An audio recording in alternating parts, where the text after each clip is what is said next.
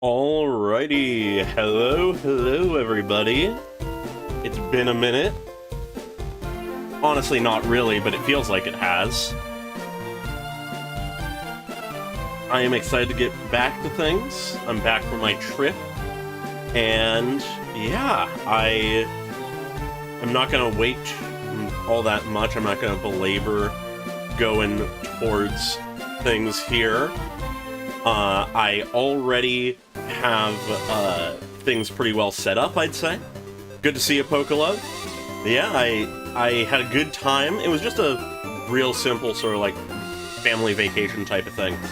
But now I'm here, and I am ready to do some gaming. As we can see here, we have the team that I intend to go to the Elite Four with. I put this together earlier today, honestly. So, though I didn't, figure out a ton of stuff beyond this team, in case we need a second try, I did do, a little bit. But hopefully this is all we need. Just need to pull up my notes real quick. Because though I didn't plan out the fights, move by move or anything, I'm not going that crazy, I do sort of have a vague plan. Just making sure also I know what we're getting into here, because if I remember correctly, there is a rival battle coming up here that we're about to go into that we had not done yet. Realistically, we should be fine, and Bibaboo should be a decent starter for it.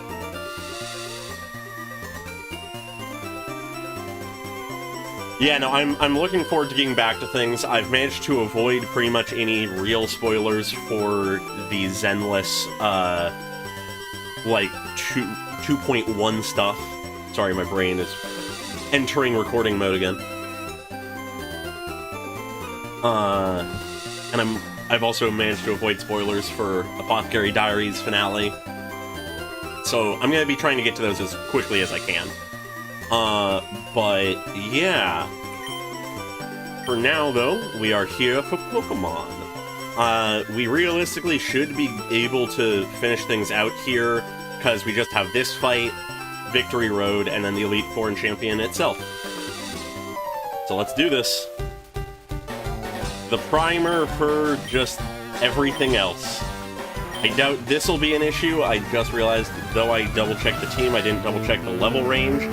Okay. Their ace is higher level than most of the team, but it should be fine. We're close enough. Alright. Oh, I didn't realize there was going to be a direct soon. Okay, that's good to know. Alright, I need to reorganize these moves, because Thunder Wave is not what we need to start with. Quick Attack is annoying and does more than I would hope, but Thunderbolt should handle this pretty well. Yeah, no, I'll have to... Yeah, okay, one shot. I'll have to check out the Direct. I probably wouldn't stream it or anything, because just, that's less what I'm focused on. But maybe I'll do, a Discord watch party or something. I don't know. We'll see how I feel. Oh yeah, I picked up a couple leftovers. Just like last time. Bibaboo should not be here anymore. That is a rock ground type. In which case, Goms could work, but Fongi, I think, is the simpler answer. We have a few answers to, various things on the Champions team, so we should be fine, generally. But I have a rough plan for each person.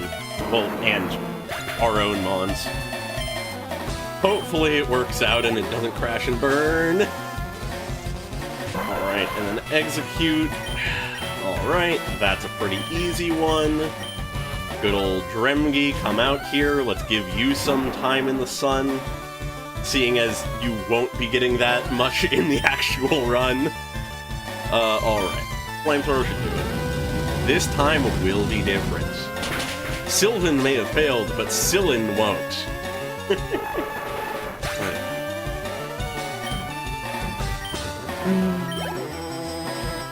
Either way, we're handling this very well, all things considered. Okay, there's the ace. That is the scariest. Swum is our highest level, but also not necessarily the answer here. Realistically, Gums is the best bet here, I think, for type advantage, I think. Let me just think about that for a second, to not royally fuck up before we're even doing what we're supposed to. I guess Beebaboo works as well, but Beebaboo has taken a little bit of a chunk. So I'll go Gums. Give everyone a bit of a spotlight. How much does the water gun do? Okay, that was a crit? That is not at all worrying. And Goms has the other leftovers, so we are fine. Alright. So I might as well just go for the full... Okay, they get the Rain Dance just so I can counter it. But here is the tactic for Goms that we're going to be using, generally speaking. Sleep Powder so that I can then set up fucking Sunny Day and then just Solar Beam. Realistically, the Sleep Powder isn't super necessary for that. I could just go straight to the Sunny Day, but it gives us a little bit more wiggle room in case we don't one-shot.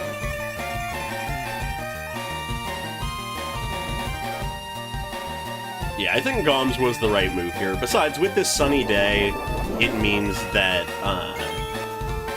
we'll be completely good if we swap back in Drengi. Yeah, and then Solar Beam. Does this one-shot despite being 3 levels lower?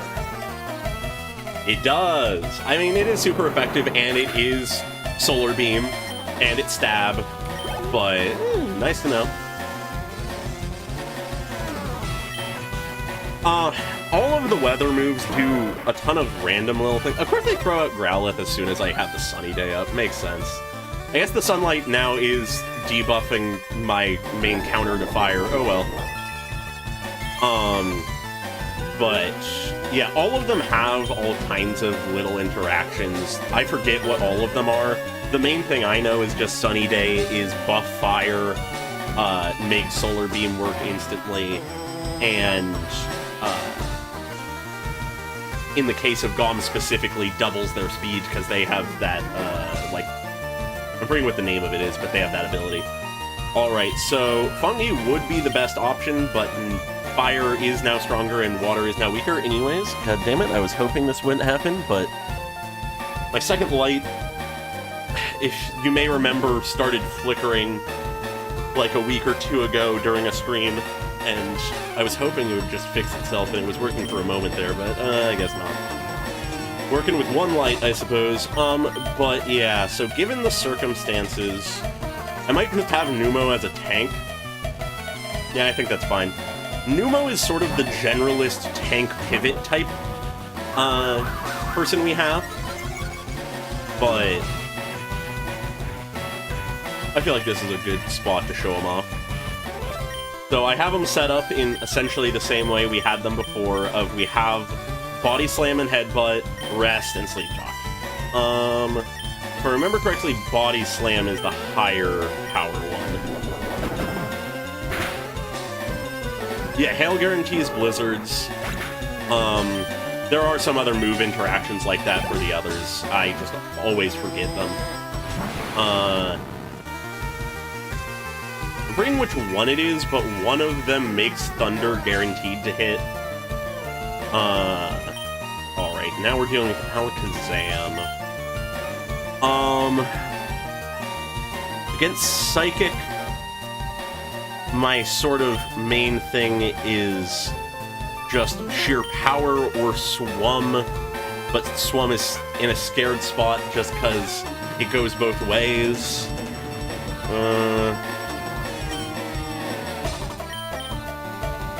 Realistically, we can handle it with Nummo. Realistically, we'll be fine. Oh, they're Calm Minding. Ew. Hopefully we can 1 or 2 shot.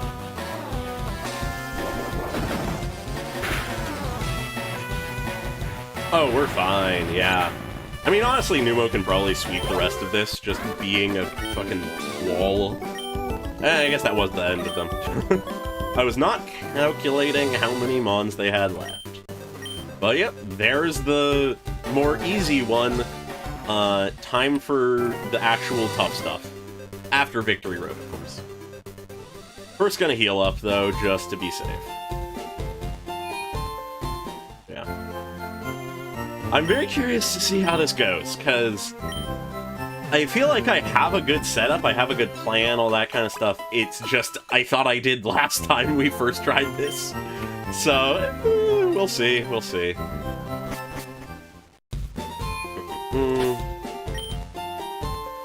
But yeah, okay. Yeah, realistically, the way I have things set up is Bibaboo, Goms, Swum, and Fongi are sort of built to sweep the Elite Four, one each. And then Nummo and Dremgi are just sort of like flex spots for the most part. And then we just work how best we can manage with the champion. That's sort of the plan. Oh no, we're gonna run into like a level 3 thing. Oh wow, level 5. I should probably set up a repel once we get into Victory Road. As though we technically could catch something, I really don't care at this point when we have our Elite 14. Alright. I am excited to get back to things, though. Though it realistically wasn't that long and I was gone, not even a full week, I do have that urge to get back to things. And I'm excited for the new anime season. I'm very interested to get into whatever wins the poll.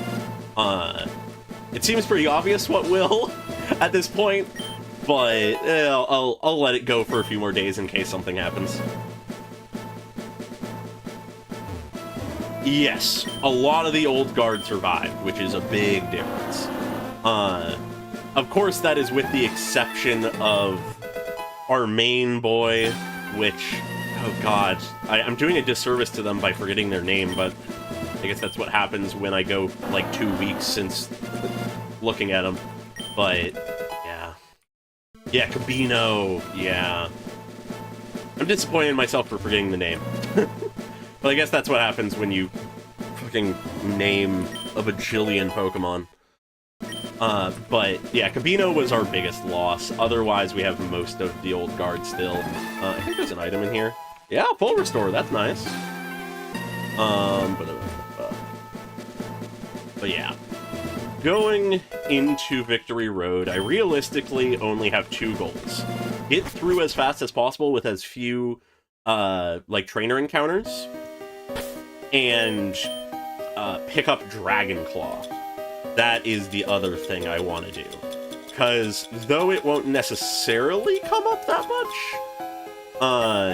I want to teach it to Dremgi in place of Metal Claw, because, at the very least with this Elite Four, and stuff, it will be more relevant than Metal Claw, I think.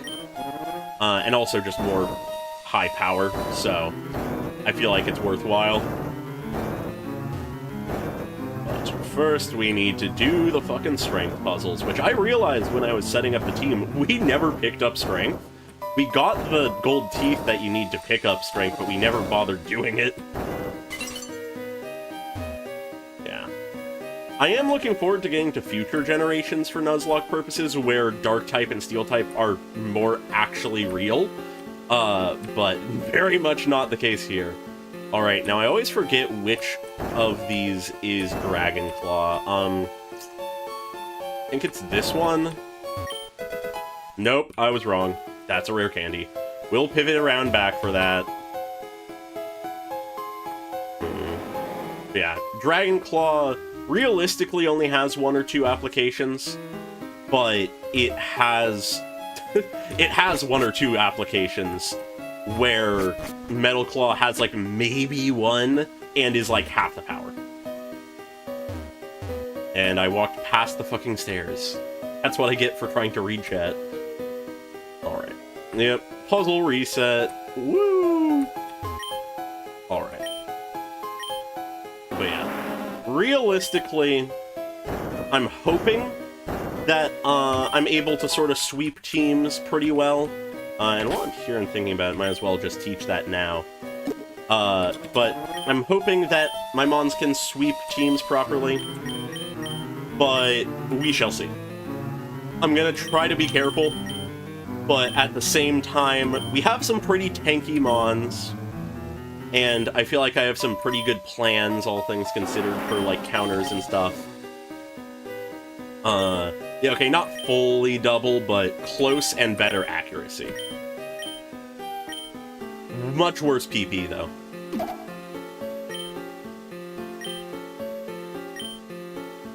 Yeah, no, really what Dragon Claw's main role here on Dremge is in a dark timeline where we lose both Bababoo and, oh god, I'm forgetting their name, Fongi, because those two are our main Lance counters, with Fongi being the one I intend to sweep, because, you know, Ice is just that good, and Thunder and Thunderbolt and just all that stuff works really well as well, all things considered, though it's not as much of a clean sweep.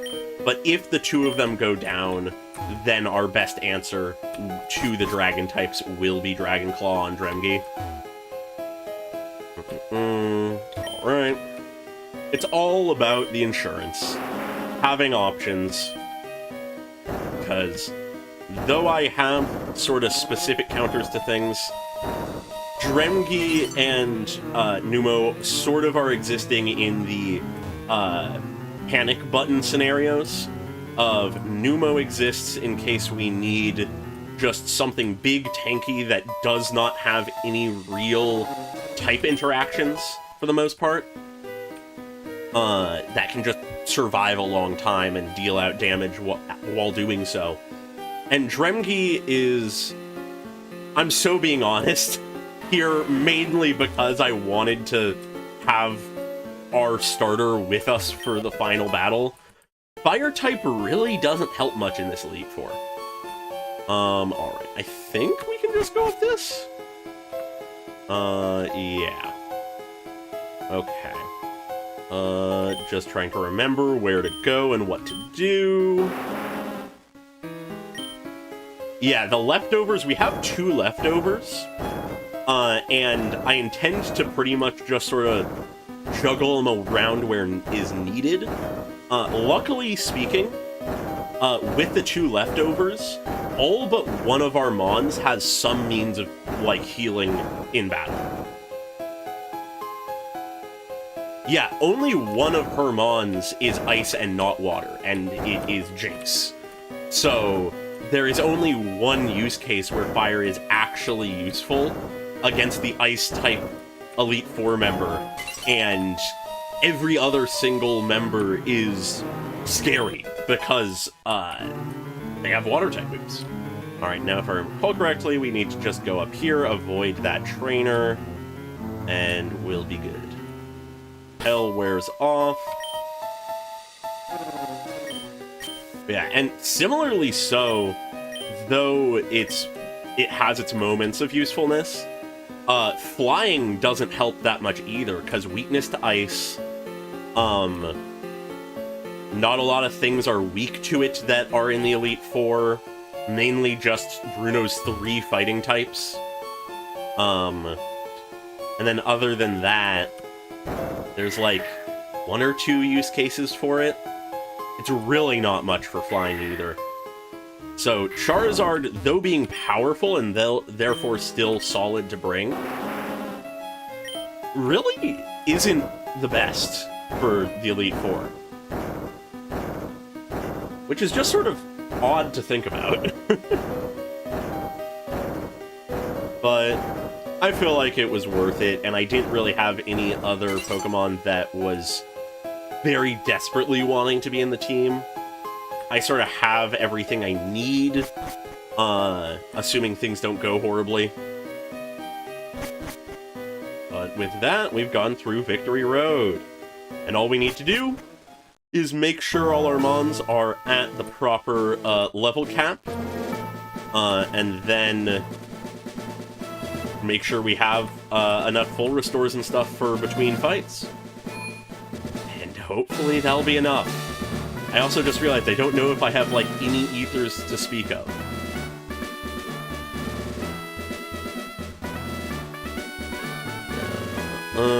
So we have a few full restores already. Let's see. We have 2 ethers. Those are our rare candies. We have 2 ethers, 1 max ether, and 1 elixir.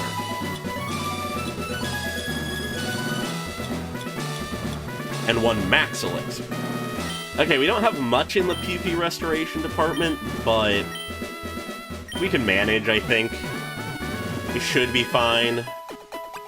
I think the least amount of PP any one move that we have on anybody that's actually, like, offensive, use more than once per battle type stuff, is 10. Yeah, I mean, there's an amount of sorting, but not really. It's items, key items, Pokeballs. It's not much sorting. Alright, but now we can buy a few things. And when I say a few things, I mean exclusively full restores. Oh Jesus, that's all our money. We have some things to sell, so might as well just do that. And hey, it's fine if we use all our money. Not like we're gonna be needing it for anything. I guess I could just arbitrarily use the zincs and irons on people. There's no harm in that. Sort of late to do it, but oh well.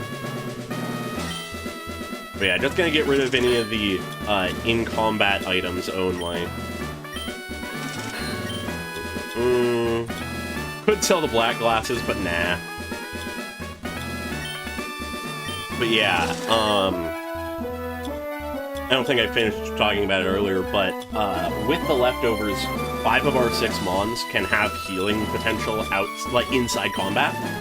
Because, as it stands, I have the leftovers on Bibaboo and Goms. Swum, gonna just sort of go through the move lists as we're here. Swum has the whole Dream Eater Nightmare Hypnosis combo, so through Dream Eater they can heal themselves, meaning that as long as they can survive 1 hit and hit their Hypnosis, assuming they don't outspeed, they can guaranteed just keep themselves safe. Then we have Fongi, who has Rest, which, though that is rough without, like, things to do while sleeping, I do have a Chesto Berry on them, and I have a couple more, not enough to do every fight, but if necessary, if I need to rest, they are immediately awake for a few of the fights. Then Numo, it's a Snorlax. They have the setup, and then Dremgi is the one that doesn't have any healing, but if we expect to use Dremgi a lot, we can throw the leftovers on that. So that is sort of the general plan. If I had, like, a solid thing to give Swum, I would. I guess there's no harm in giving them just whatever berries I have. I could heal Paralysis. I want to save the Chesto Berries. Poison, they are a poison type, so I don't need that, and I don't want to cause confusion, so I'll give a Cherry Berry to Swum, and I'll give the Petra Berry to Dremgi.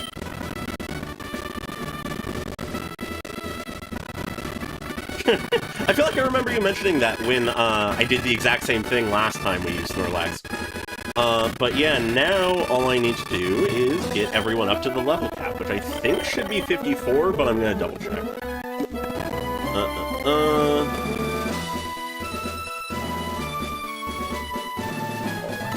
Yeah, okay. Yeah, 54 is Lorelei. I think I might have given us a few too many rare candies. Alright, now if I remember correctly, I think actually someone in the team is gonna learn a move that I actually want. in these few levels. I forget, though. I forget who it was, but I'm pretty sure someone does.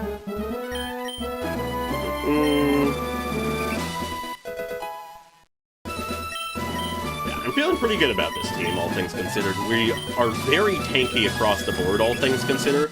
The fact that Swum is our lowest health is sort of crazy. Alright.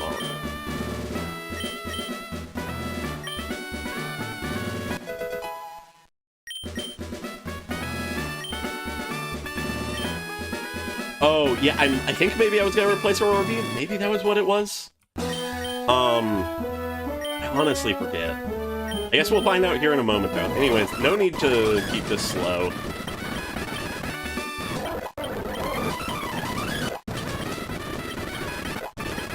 I guess not. I don't know why Fomgi still has Aurora Beam, but whatever. Oh yeah, I don't think it's something I should teach, but I could give Numo Hyper Beam. I don't think it's necessary. I don't think it's necessary.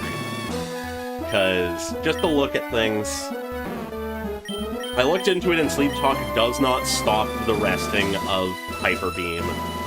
And because of that, I don't think it's worth it.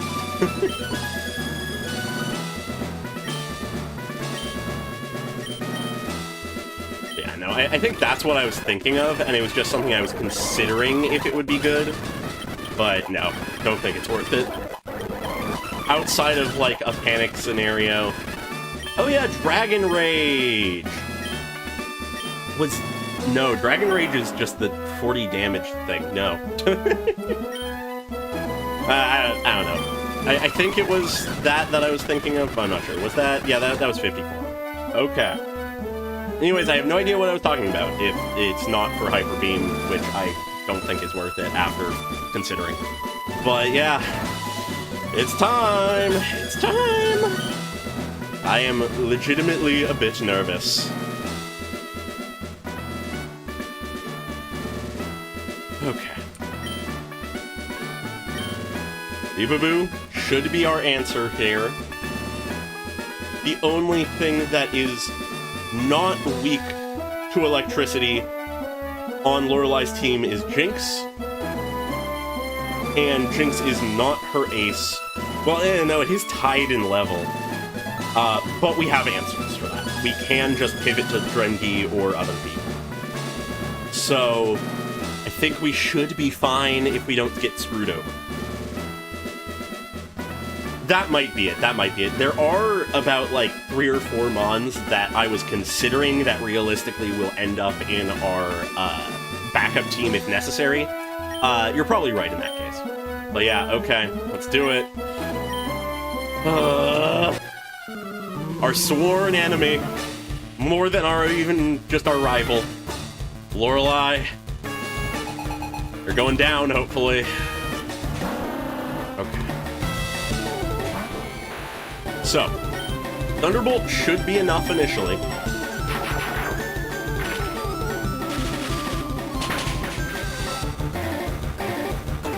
Not a one-shot. Okay. Good to know. How much does an Ice Beam do? Scary, but we have the leftovers. Alright, in which case... I'm just gonna... we outsped, but to save PP... oh no, they might heal. They're definitely gonna heal. I'm gonna Thunderbolt again. Just force them to heal spam if they want to use up their items. Then after this, I'll quick attack, because I don't think they'll heal twice in a row. I don't think the AI is designed to do that.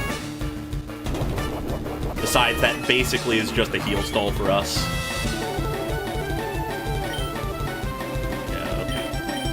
Yeah, they did not heal, so quick attack is enough, but they only safeguarded, but that is the party.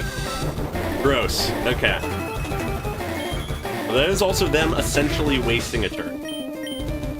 So that should be enough. I forgot how weak quick attack is, slash how tanky Dugong is. Okay, that's a good gauge, because that is one of her weakest, Cloyster being the other. Luckily, there was a lot of stall there that got us health, but I don't think Cloyster... Safeguard, I believe, is actually for statuses.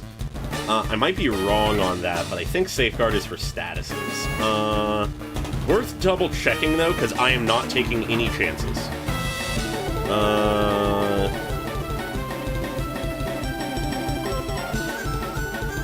I also don't think that Electric is physical. Yeah, no, Safeguard protects against status conditions. Meanwhile... Yeah, Electric is, special. I think it's just that Dugong is very much a, physical tank, so they were... Well, not physical, a tank in general. High HP, that kind of thing. Yeah, they have more special defense than not, and good HP. So that's just the reason why it didn't hit as hard there, but whatever. Meanwhile, Cloyster is a horrible special defenser, so Thunderbolt should be all we need, especially because they're a level up they protect. Alright, surely they can't get the double protect. I guess it just means more healing. I will take it. As much as I hate wasting PP, I will... They got the double protect. I guess we're at full health. Yeah, no, we can't do Hypnosis Dream Eater in this battle. Not that that was my intention for this battle, but that is unfortunate. Hopefully this one-shots. It really should. Yeah, there we go. But luckily, though, the Hypnosis Nightmare Dream Eater stuff is the main tactic. Oh, and Safeguard has worn off already. They wasted it. Slowbro, I think, is a bit more tanky. Or at least more tanky than Cloyster special defensively.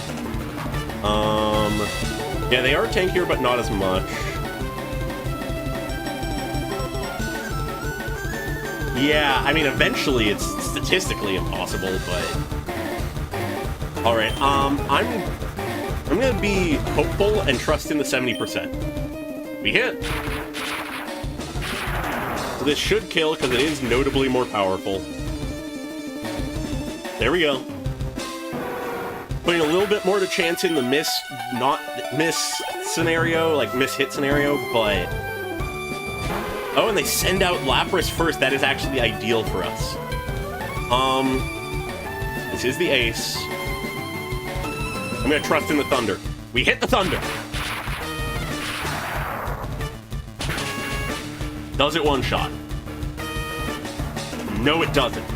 That's enough for a Thunderbolt, though, I'd say. And presumably, unless they get a high-roll crit, we should have died! Oh, no, we're fine, we're fine. Unless they don't... Well, unless they crit... Unless they now get a high-roll crit, basically. We should be fine. And probably a Thunderbolt is enough, because if they have another heal, they just Citrus Berried themselves out of heal range, I think. Yeah, I think Elite Four has 2 full restores, but I think because of that Citrus Berry, it took it out of heal range. So that was huge for us, I think.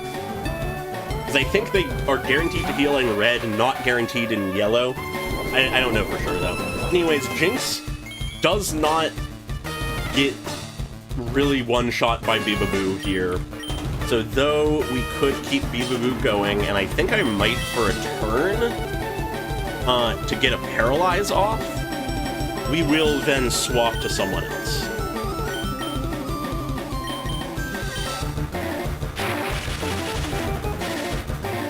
Yeah, exactly. It's all according to Keikaku. They missed the lovely kiss. Beautiful.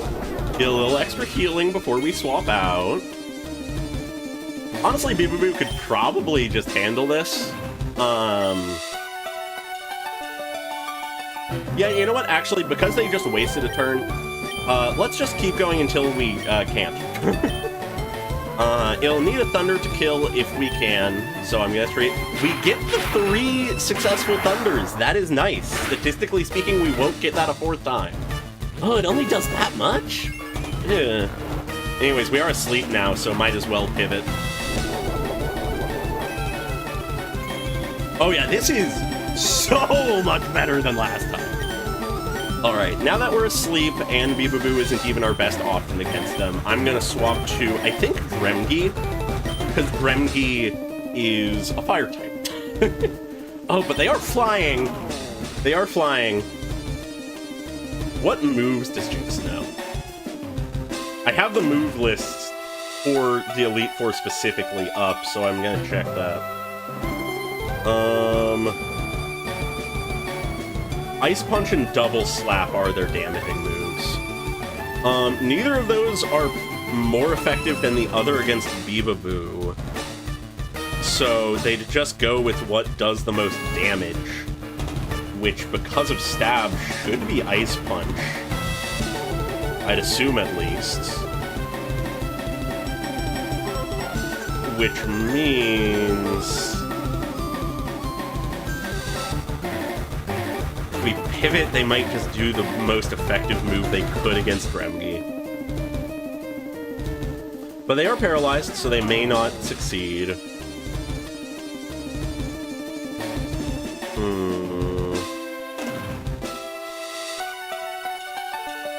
Oh, you are right. It will be neutral, not super effective. So we should be fine. We have 150 health. And they're paralyzed, so they might not even get an attack off. They also attracted. All that worry for nothing. Of course, attract is annoying, because Gremgi being in love is not what we want here. But maybe fire can burn down love? Nope, immobilized by love. And they lovely kiss us. God damn. And of course I didn't give... well, no, I don't think we had a sleep... yeah, no, the sleep berry isn't on Gremgi and was never gonna be. I'm just gonna brute force this, because presumably we won't die in the time it takes us. Yeah, so Ice Punch for Stab makes sense. Does way more than I want. I'm gonna be careful, because we're not guaranteed to immediately wake up. I'm gonna trust in just Numo to carry this home, I think. Dremgi's Bloodlust did not overcome Love. Love was too powerful, but not as powerful as Numo. A body-slamming Numo is more powerful than all. Yeah. Yeah, that was way higher than I expected. I don't know. Oh, and Beebaboo went up a level right at the very end. Okay. One less, fucking... rare candy to use. But that, outside of a slight spoof there, that went fine. That went completely fine. In which case, I'm going to just full restore everybody. Starting with just using the weakest things on the people who, need less healing. Because realistically, if we can save resources, that'd be good. Yeah, even with how high damage that was and the bad luck of the love and the sleep, we were fine. There was no real danger there.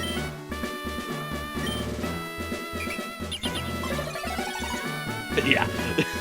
The attract play worked well for it, but not at all what I would have expected. Alright, and I'm just gonna full restore for the last. Because I feel like it's fine to do. We have plenty, and when I say plenty, I mean 20. But with that, Goms, I believe, is who I want for the next battle. Just gonna double check that I'm not forgetting things. But I think Goms is the correct answer.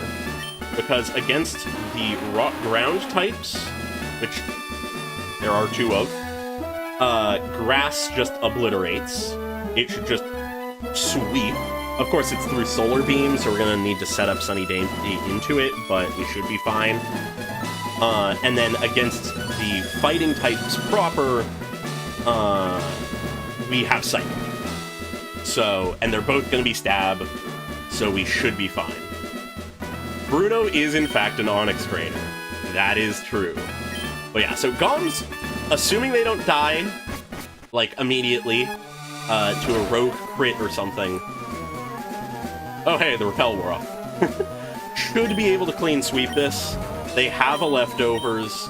They should be able to one-shot the Onyxes once we get the sunny day up. And then should be able to one-shot or at least two-shot all of the fighting types. Let's hope to do this quick. This Onyx is going to be the weakest thing he throws. I did not level!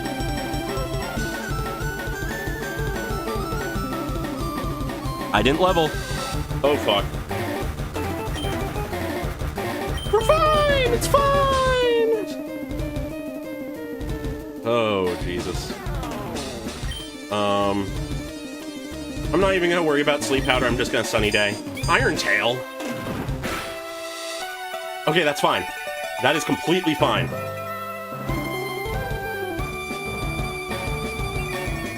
Oh, that is a wild thing to do, jeez. Anyways, God, I have something in my eye not helping with the strategy. Alright.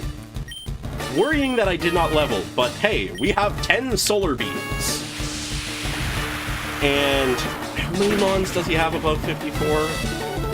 He still one-shot the level 51 Onyx. He only has one Mon above 54. We should be fine.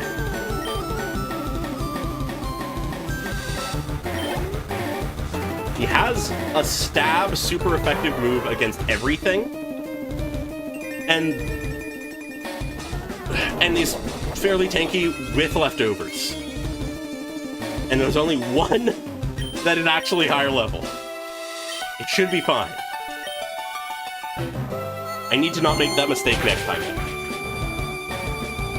We still one-shot. Still one-shot the Hitmonchan.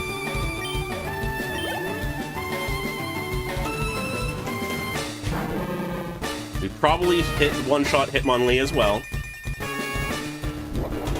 And we're at full health now because of the leftovers. The fact that leftovers triggers between Mons, even if they never got a turn, is beautiful.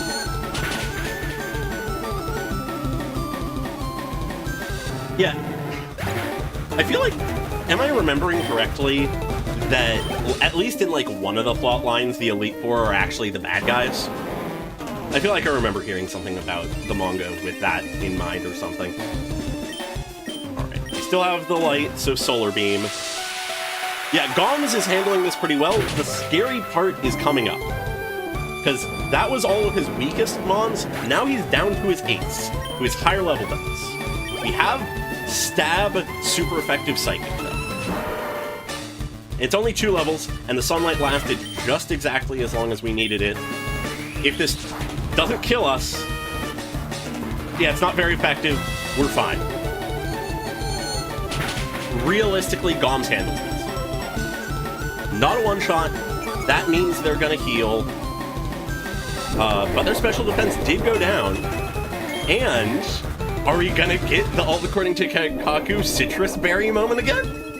I'm gonna trust in it. I mean, realistically, it's our same move either way. Yeah, they healed themselves out of heal range, and they can't kill us in one shot, so yeah, they just fucked themselves. The Gom Sweep.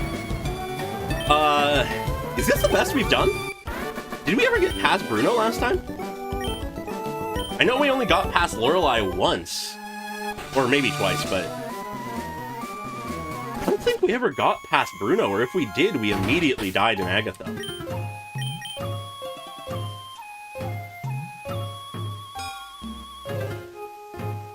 Okay, that makes sense. I like that vibe. I always enjoy when stuff like that will like play with the roles of characters. Yeah, okay, we did get to Agatha once then, I guess. But only once, and it, I guess, didn't go well, seeing as I don't even remember it. But hopefully this time should go better. It is slightly scary in the one sense that Swum is weak to, like, psychic stuff and ghost stuff. Just like all of her, like, Mons are, with some exceptions. But Swum is fairly fast. I made sure of that. and has Dream Eater for healing potential, and is just fairly powerful. Yeah, I did not have much. But what I am going to do is I am going to trade around the leftovers a bit. I'm going to take the leftovers from Beebaboo, I think, give them to Swum, just as a little bit of extra insurance. They would be at the bottom. And just because I can, I will give the berry that I took off to Beebaboo. Even though it's paralysis, which I think at this point, electric types can get paralyzed, which is weird, but yeah, okay. Yeah, alright. Need to remember to level. I'm gonna do that. Just double checking what we level to. 58 is what we level to. She immediately starts with a level 54 Gengar. We should outspeed because I made sure that Swum had some speed EVs. I went that hard, yes. And presumably a 4 levels lower Gengar cannot one-shot the mirror match. Presumably. And then we should be able to sweep from there, I think. Because even her non-ghost types are weak to Psychic, because she is secretly a poison trainer. Alright. Let's bring everyone to 58.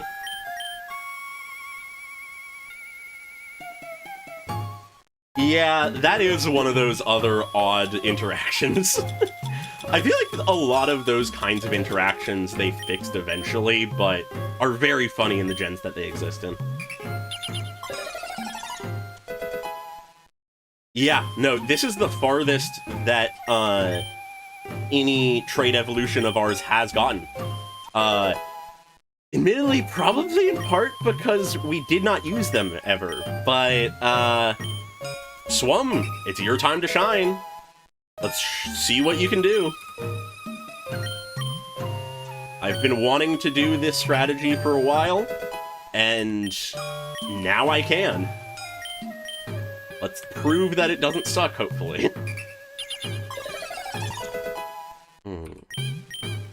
Technically speaking, this is the farthest any of our Mons have gotten, though, just by the nature of we never got past Agatha, but yeah, no, it is a landmark for Swum to have gotten this far.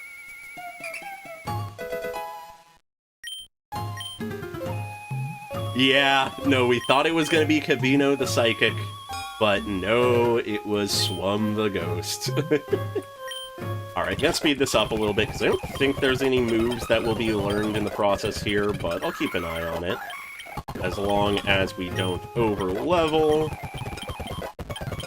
Yeah, worst case scenario in this fight, though Nummo can't actually do damage to any of the ghosts, Nummo can be a wall if necessary. And then other than that, Goms is Psychic type, so they're in a bit of danger as well going in, but they would be our most powerful person, because Psychic. And then otherwise, it's just our most powerful warriors. But here's to hoping it works. We're level 48. We're level... not 48, 58. Okay. Farthest we've gotten. Let's do it. Just gonna double check moveset stuff so that we don't get screwed over in that regard. Agatha! Okay, we could get Confused Raid. I don't think Toxic works against us, because I don't think we can get poisoned. Either way, we should outspeed, and hopefully Hypnosis works first try. It did.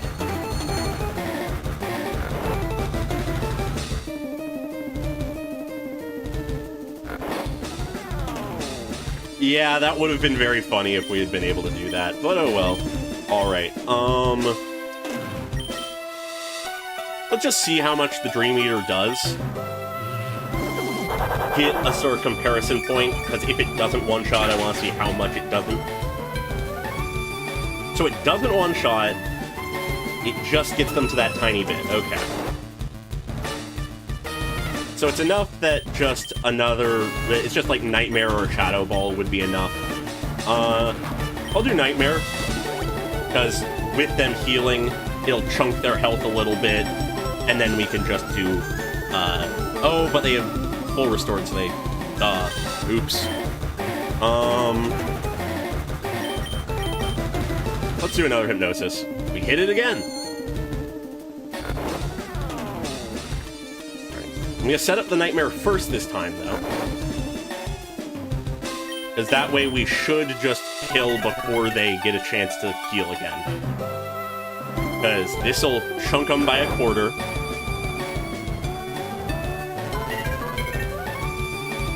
And as long as they don't just immediately wake up, Dream Eater should kill.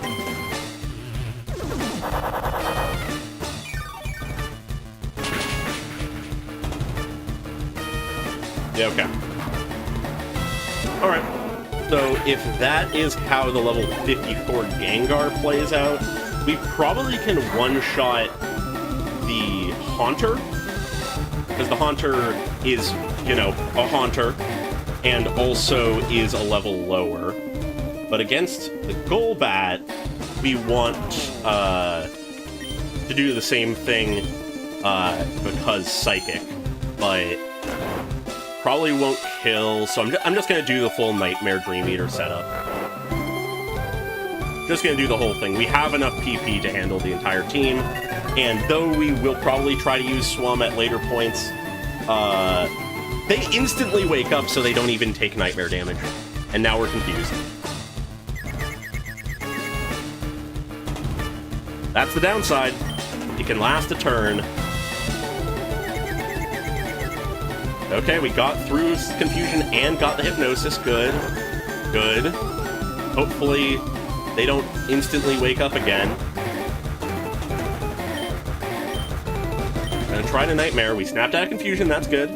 Don't immediately wake up this time.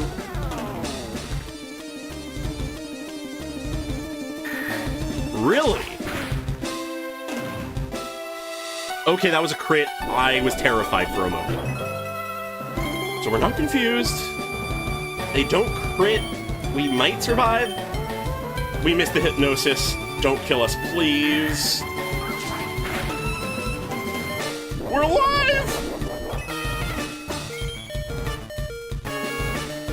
Okay, if we pivot out, we'll never get Swum out again. I'm believing. I shouldn't have believed.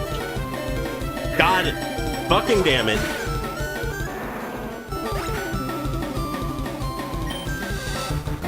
Bad luck came for us eventually. What the fuck? Okay,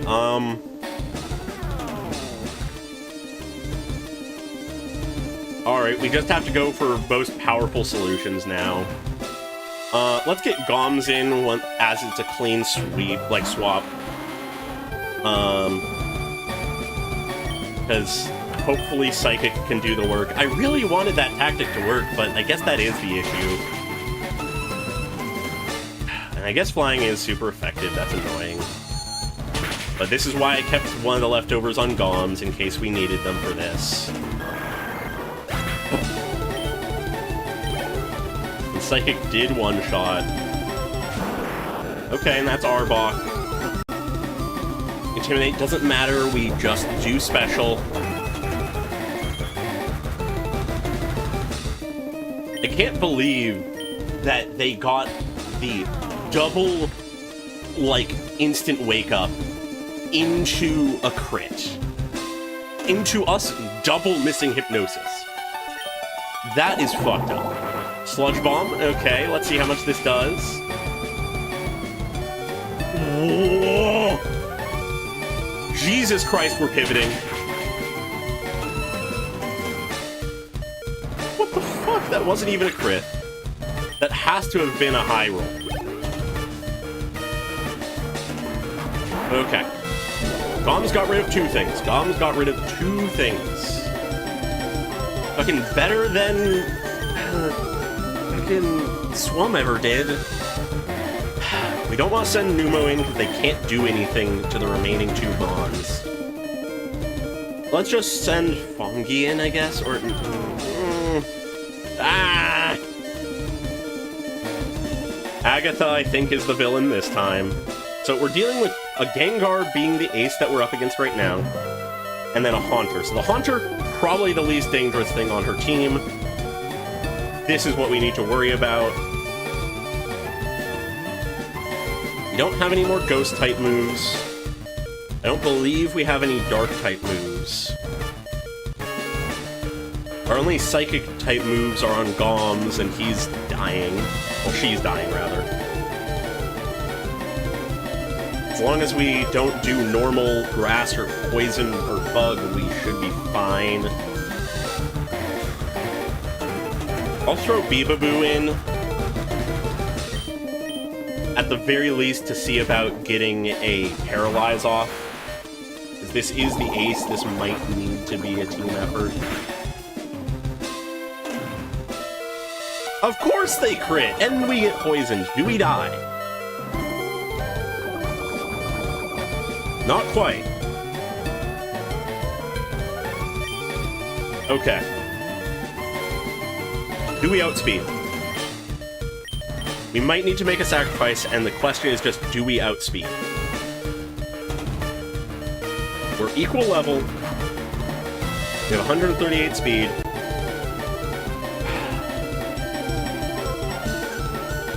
Because I'm thinking, if we can get a Thunder Wave off, that might be what saves us.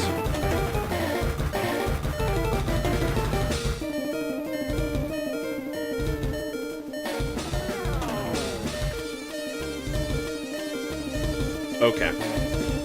Base stats-wise, Bibaboo and Gengar have the same speed.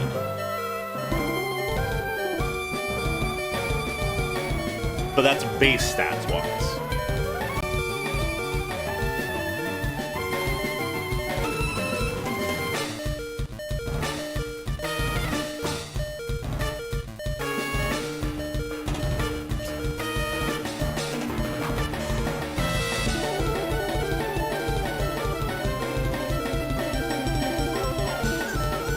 Pretty sure Thunder Wave is 100% accuracy.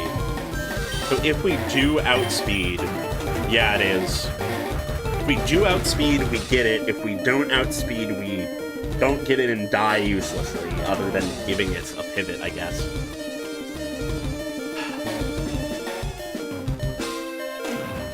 What do we lose out on by losing Bibaboo? What do we need Bibaboo for in the future? Fongi can deal with, I think, everybody on Lance's team if necessary. With the exception of Gyarados, I guess? Yeah, with the exception of Gyarados for, like, actual stab move purposes, who we have no answer for other than Bibaboo. But also, the Gyarados, probably we can just scrounge our way to a victory against. Because otherwise, Fongi can handle all of them. It's not like Gyarados is resistant to ice.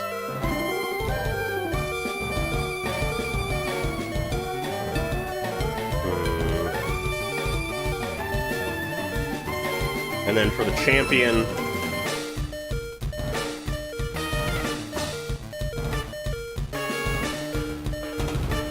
For the champion, we have someone for Pidgeot.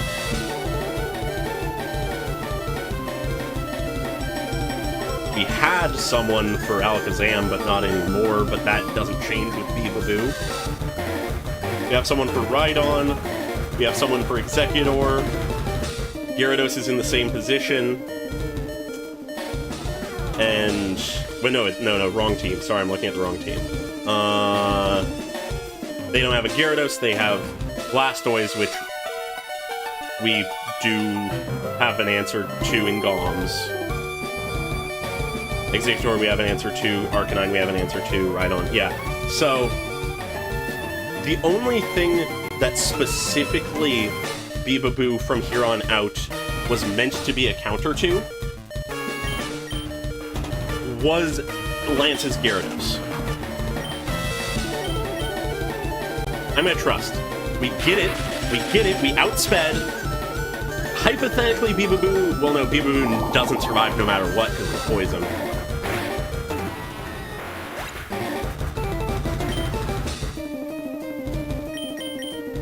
You served us well, Bibaboo. You served us well.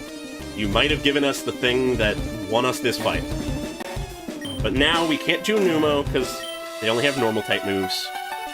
Now it's just which one of these two do we think can clear the best. Because I don't think either of them are actually super effective. But let's double-check that neither of them are going to be resisted. Yeah, fire, flying... ice, water, they're all fine.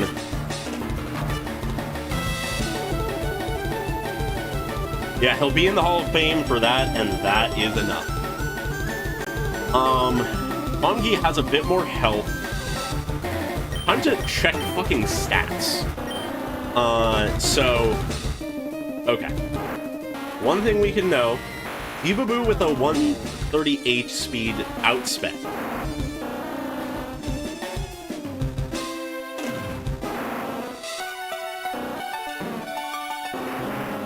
Dremgi can outspeed and has good special attack. And physical attack. They are just all around high speed, high damage. And decent health. Yeah, if necessary I can pivot. I just want to avoid pivoting if I can. Bongi has more health and better defense, but worse attack and special attack and speed. I'm going to start with Dremgi. I'm going to start with Dremgi, because Dremgi is one of our more flex positions anyway. And I'm going back to summary real quick to double check which thing is higher power. Because we have two stab moves. 95, pulling 60. Yeah, so Flamethrower is the way to go.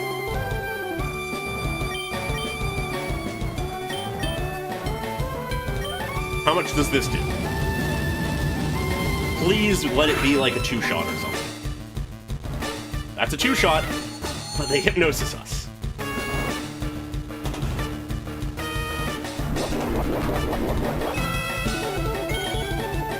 And they have a citrus berry. I'm gonna believe in Dremgi.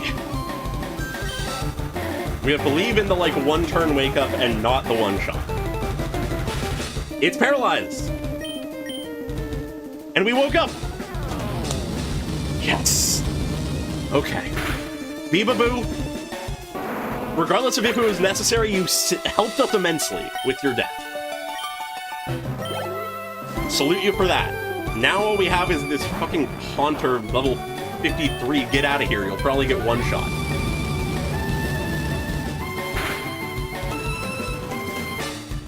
Okay, not one shot. Of course they hypnosis us. But I'm just gonna brute force it and pivot if necessary. Of course they full restore. Not surprising. We knew they had one more. We get the one. We get the one turn wake up! Dremgi's bloodlust cannot be contained. So, still not a one-shot, but they waste a turn because they thought that we would be asleep. They tried to do the tactic I was doing. Fuck you. If it doesn't work for me, it won't work for you. Alright. And just to save PP, because I don't think they should have another heal, we wing it.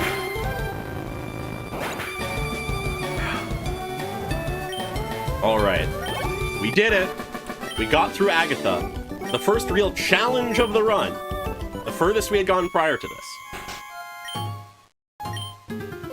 Now, let's hope that Fongi and their much less wacky strategy can get us through Lance.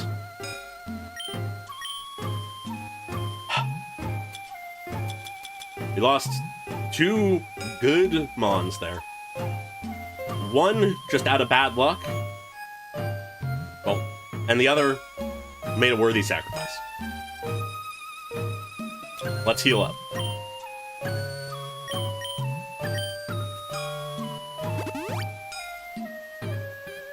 But now, Nummo can, every other fight after this, be relevant whenever we need them. They can be our panic button. And Dremgi also exists for flex purposes, and Goms should be able to handle some things. Just gonna double check something real quick, and then we will move into Lance. So we can go up to 60 now. 2 more levels. Luckily, he has a pretty wide gap in levels for some of his Mons. But what I'm just double-checking is the Gyarados' moveset. Hyper Beam, Dragon Rage, Bite, and Twister. So Dark Dragon and Normal. Weird type options for Gyarados. Hyper Beam is a bit scary, but hopefully Fungi can weather it. We have the rest if necessary. But I don't think any of those should be an issue for us, because Dragon only interacts with Dragon, and Steel, I guess. Normal isn't relevant here, and Dark only interacts with Fighting, Psychic, and Ghost. So, not Fungi. Alright, so let's get everybody to 70 and rearrange the items a bit.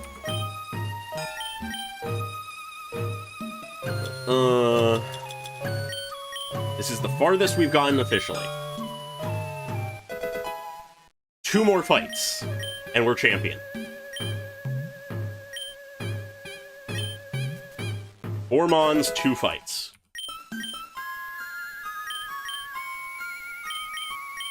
Luckily, it's some of our more powerful ones.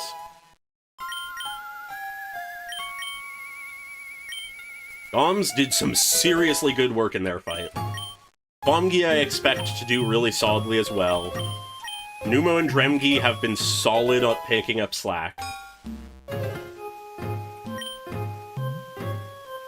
Yeah, no, I guess things really did go poorly for Bibaboo as well. Yeah. We couldn't get through an Elite Four run without some kind of bad luck. But I feel like so far none of it has been outright like bad plays on my part.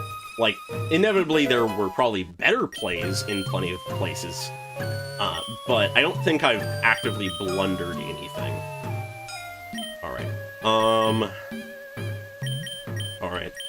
Let's take the Petra Berry, take the leftovers off of Swum's corpse, and give them to Dremgi. Just to have the leftovers on the living people.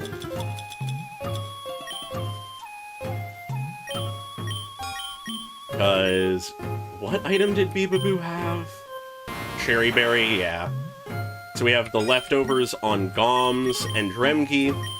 Oh, and I don't think I ever mentioned it, but Nummo has a Quick Claw. We had a Quick Claw, and Nummo is incredibly slow, so I thought, why not? Yeah. And then Fungi has the Chesto Berry setup, so that they can get a completely safe rest heal, if necessary. Alright. Final double check, because I don't want the Bruno mistake to happen again. Yep, we're all level 60. Whew. Unshredded ground. This is gonna be a real quick stream if we finish this, like, these 2 fights and win. This is what was hoping for, but not necessarily what I expected. I was beginning to plan for the next, like, set of Mons. Okay, Lance. What do you have for us? Well, I know what you have for us, but what RNG do you have for us? Gyarados, yep. Alright, so Fongi. The Intimidate is annoying. Just double checking if Ice is physical.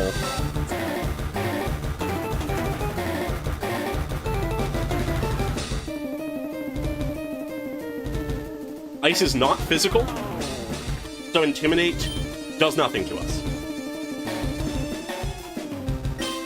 I think Ice Beam is our best bet here.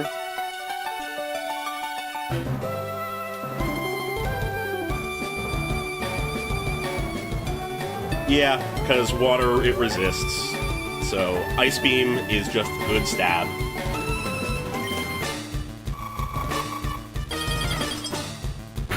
Probably won't one-shot. Oh, absolutely doesn't one-shot. Anyways, they're Dragon Raging, which is guaranteed 40 damage, so not at all a danger. We'll just Ice Beam our way to victory.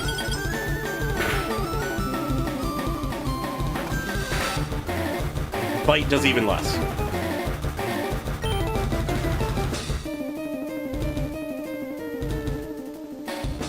Huh. Yeah, I guess they would want to do something with him. Anyways, because of the limited PP of Ice Beam, and because I want to see if we can, perfectly avoid full restore, I'm going to go for Aurora Beam. Because more PP, and maybe we don't get them into Heal Zone. Might be Heal Zone, we'll see. Either way, it won't hurt to just Aurora Beam. Okay, yeah, Heal Zone. Either way, though, it doesn't seem like they are hurting us that bad, so we should be fine. They do have Hyper Beam, which is scary. So I might be a bit more liberal with my resting than I might otherwise be. But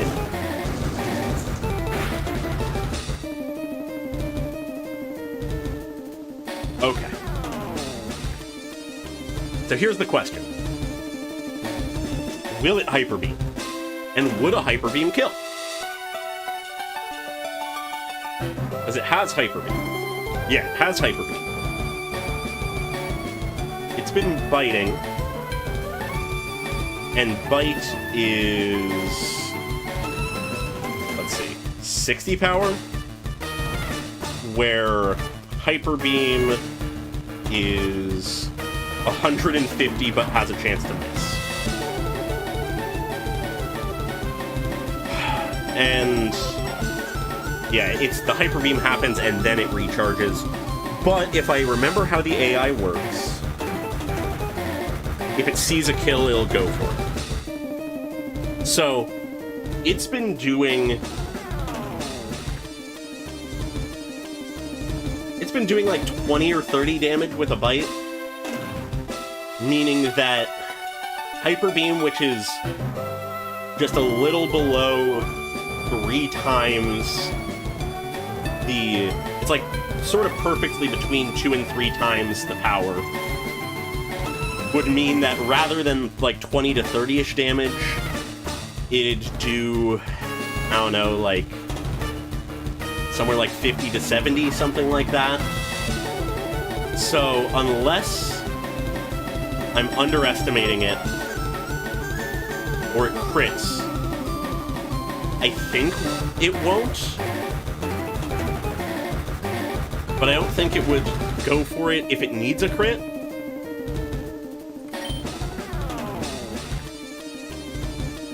I don't want to waste Fomgi on a gamble when we want Fomgi for so much.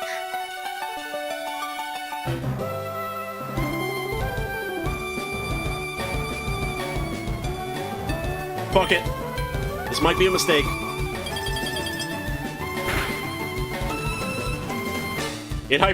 It missed the Hyper Beam!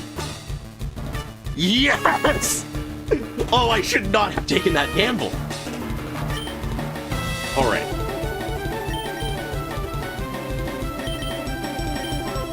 They don't heal. They don't heal twice on the same Mon. I didn't want to risk the Aurora not killing and them doing that. Luck is in our favor today, or at least in this fight, in that moment. Okay, Aerodactyl. What the fuck do you have? They're rock flying, so Ice Beam is better. They also have Hyper Beam, but then they have Ancient Power, Wing Attack, Scary Face. What's the power on Ancient Power? It's gonna be Stab, but it's only 60.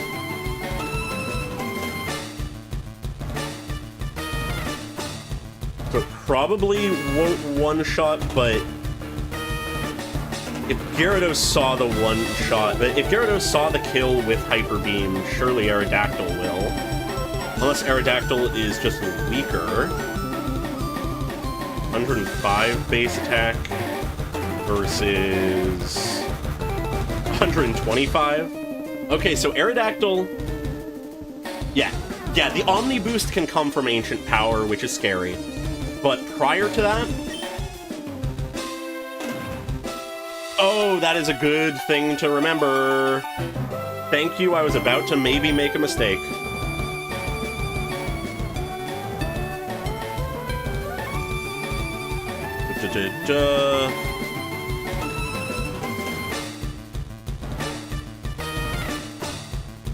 Just double checking. It is. You are right. Okay. Of course they send out the things that Fongi can't beat initially. Maybe I should have started with someone else.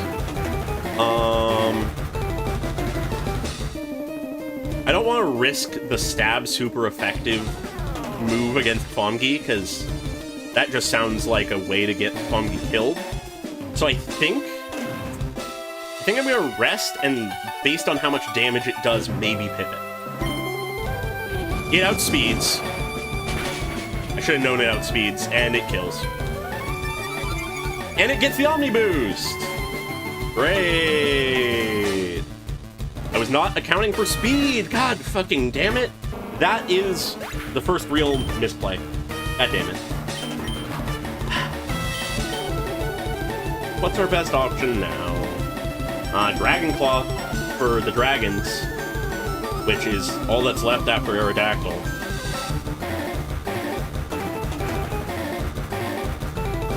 We don't have anything that's super effective. We don't want to send Goms, because that is also weak. Nummo can probably handle it. We don't want to send Dremgi in, because... yeah. So, let's send Nummo in to deal with the Aerodactyl. And then, if we get a chance to pivot, we'll send Dremgi in. Still outspeeds, of course, because it's Nummo. But, as long as it doesn't keep getting Omni Boost, we should be fine. But normal isn't very effective! Yeah. Okay. Pivoting to Wing Attack, so it's not going to get the Omni Boosts. But that does more damage than I would hope it does. As long as it doesn't crit, though, it shouldn't kill. But also, because we have Sleep Talk, I'm just going to rest and nap.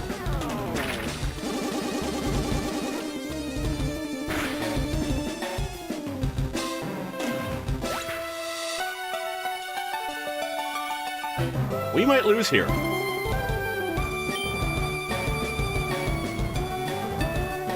Both of our remaining Mons are weak.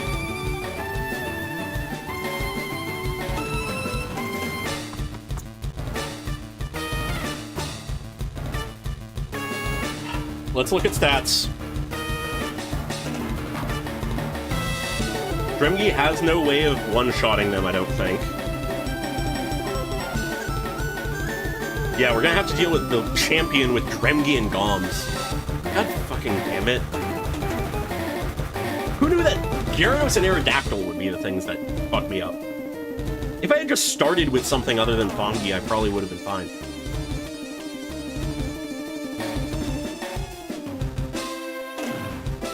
Does Dremgi or Goms outspeed? I know that Goms doesn't.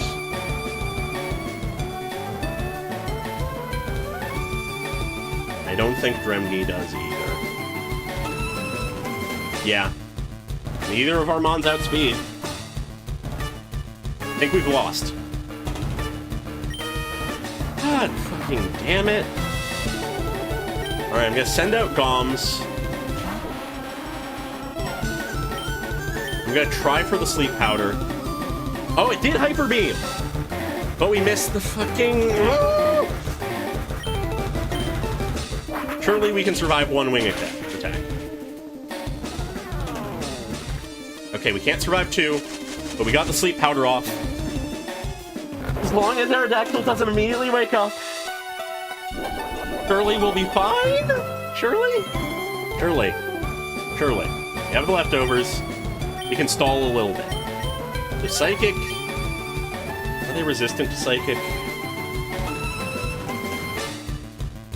I know that Solar Beam is the more valuable option here.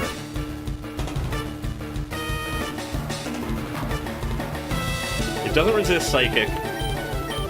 So, if it wakes up, we're dead. If it doesn't wake up, you can get the Solar Beam off. At the very least, the Sunny Day will help Dremgi. Still asleep. So we Sunny Day. I think there is a timeline where we can win this. The champion battle is going to be fucking rough, though.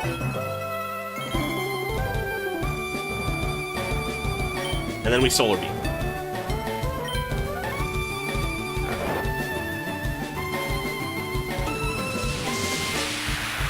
I'm not sure if this will one-shot, but...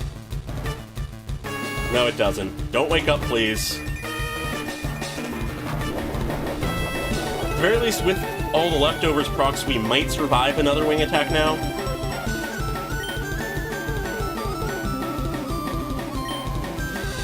Oh god, are they gonna heal? They're totally gonna heal. Alright, I'm just gonna Solar Beam. Oh no, they didn't heal, and they are still asleep. Okay. Alright. I guess that hypothetically could be considered a waste of a Solar Beam, but it's the thing we have the most PP for anyways. Okay.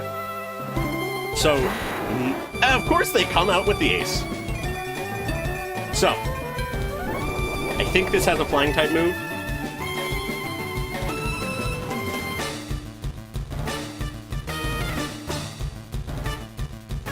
It has wing attack. It's higher level. Does it have as high attack, though? Ugh. Is Dragon physical or special? Well, no, Dragon is what we need. Flying is what we need. I think Flying is physical. Flying should be physical. So, for Aerodactyl, they have base of 105.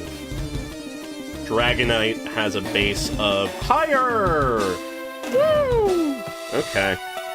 But, aha! It's sunny right now. Meaning that Goms' ability is doubling their speed. And Goms' baseline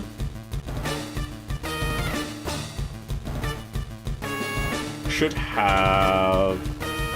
Yeah, Goms has a base speed of 55, where Dragonite has a base speed of 80, meaning that Goms doubled their equal level, so Goms should outspeed. If we can get the sleep powder off, we can get a clean pivot in, and we can maybe do something. We do outspeed, we do get the sleep powder. Jesus Christ, okay. The line!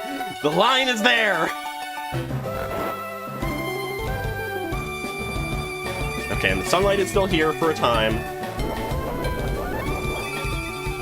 And we get a final leftovers proc before we pivot. Because Dremgi is not Dremgi, Fire Flying. It is not permanent. It is limited. I believe it lasts for 5 turns? I could be wrong on that. I think we'll have like 1, maybe 2 turns left of it. Okay, they wake up now, they use wing attack, but we're a flying type. Not a grass type, but Jesus Christ! Anyways, the sunlight now immediately fades. But that isn't a 2-shottable thing, plus we get leftovers. So here's to hoping that Dragon Claw can put in work. Probably won't one-shot, seeing as this is the ace. But let's see what it... Ah! And it hyper beams? Okay, if we survive this, we get an off turn. Oh my god!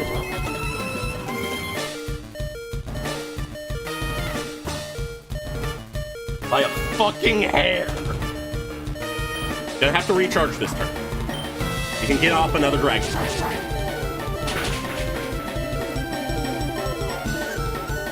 And we outspeed. So we should kill. We should kill the ace. Unless this berry heals it too much. That's a scary number. But I think this is our only option. I don't think we have any other win condition. God damn it!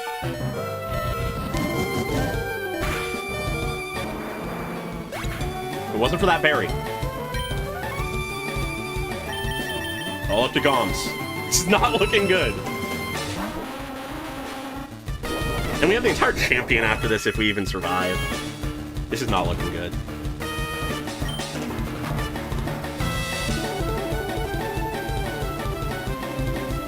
If it was sunny, we'd outspeed, but it isn't sunny, so we don't outspeed.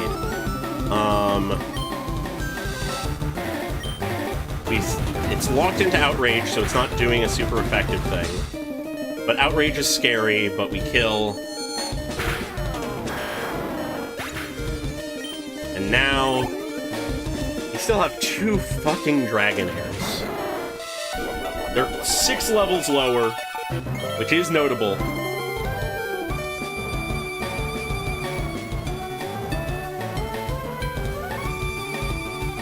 We don't outspeed, unless we secretly have a ton of speed EVs.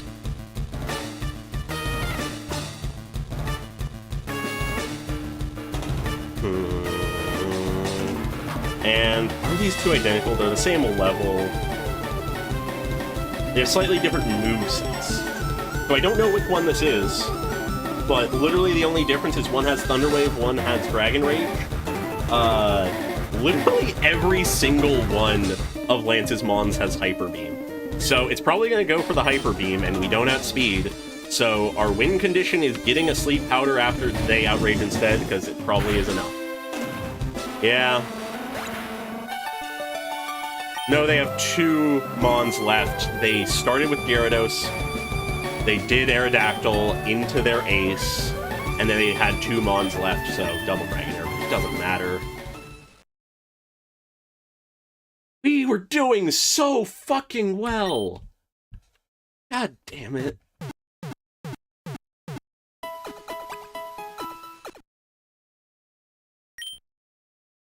If I just started with something other than fucking Fongi, they might have been able to do something.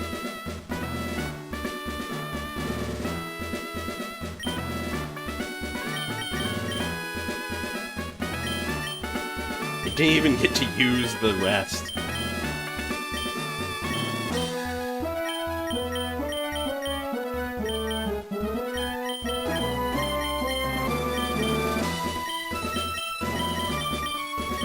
Alright, time to figure out what the fuck we're doing now. That realistically was one of our best chances.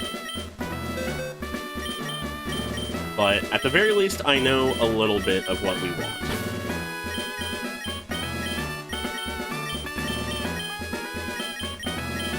We just more than doubled our dead box.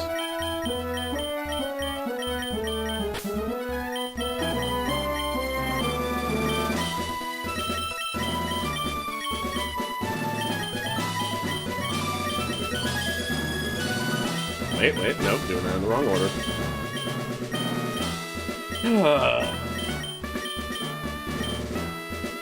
Fucking Lance. And if we weren't as unlucky as we were in fucking Agatha, we would have had the answer to fucking both of those. That is so fucking annoying. Just a little bit better luck earlier, and like one less misplay for me at the end there. Could have survived, at least. Okay. Yeah. We did our best. We almost made it. And now we gotta figure out what we're doing now. How we pick up the pieces. Okay. So, looking at what we have here.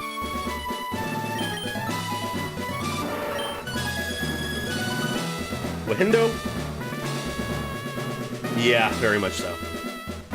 Wahindo can't be confused, has great physical defense and pretty solid special attack. And I have set up with Yawn, Calm Mind, Psychic, and Surf.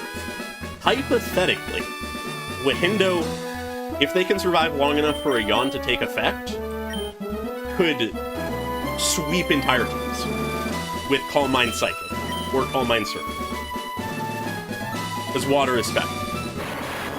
Levavid has Thunderbolt, so they can do electric things, and for type coverage they have Rollout, and for extreme scenarios they have Self-Destruct. Murple is a wacky one. I taught him Dream Eater because they have Sleep Powder, and I couldn't get Psychic on multiple things. So that's a thing. And then they also have Silver Wind, which is a Bug-type Omni boost. Has some use cases. Itaplixie doesn't do as much, but they have Crunch, which can help us in Agatha, because it's an 80 power Dark-type move. Toxic against any non-poison types is just solid for stalling, and Earthquake is powerful against anything that isn't resistant to it. That is sort of the idea I had for a bit of this team, but now we need to figure out what the rest of the team is. Realistically, we want an Ice type. Or at least someone who can learn Ice moves. Yeah, Murple is now one of the only old guard left, so hopefully they can do it. I think we might pick up the Lapras that I didn't pick up, because that's an Ice type and another Water type, and Water just sweeps a lot of things. And Lapras is tanky and decently speedy and all that. And Ice is just really valuable. Between Itaplixie, Murple, and Wahindo, we have things to deal with Agatha. Levaviv hopefully can handle Lorelei. If not, can get some help from others, because it's not like Wahindo or Lapras would be actually that hurt in the fight. They just don't necessarily have as strong things to attack with.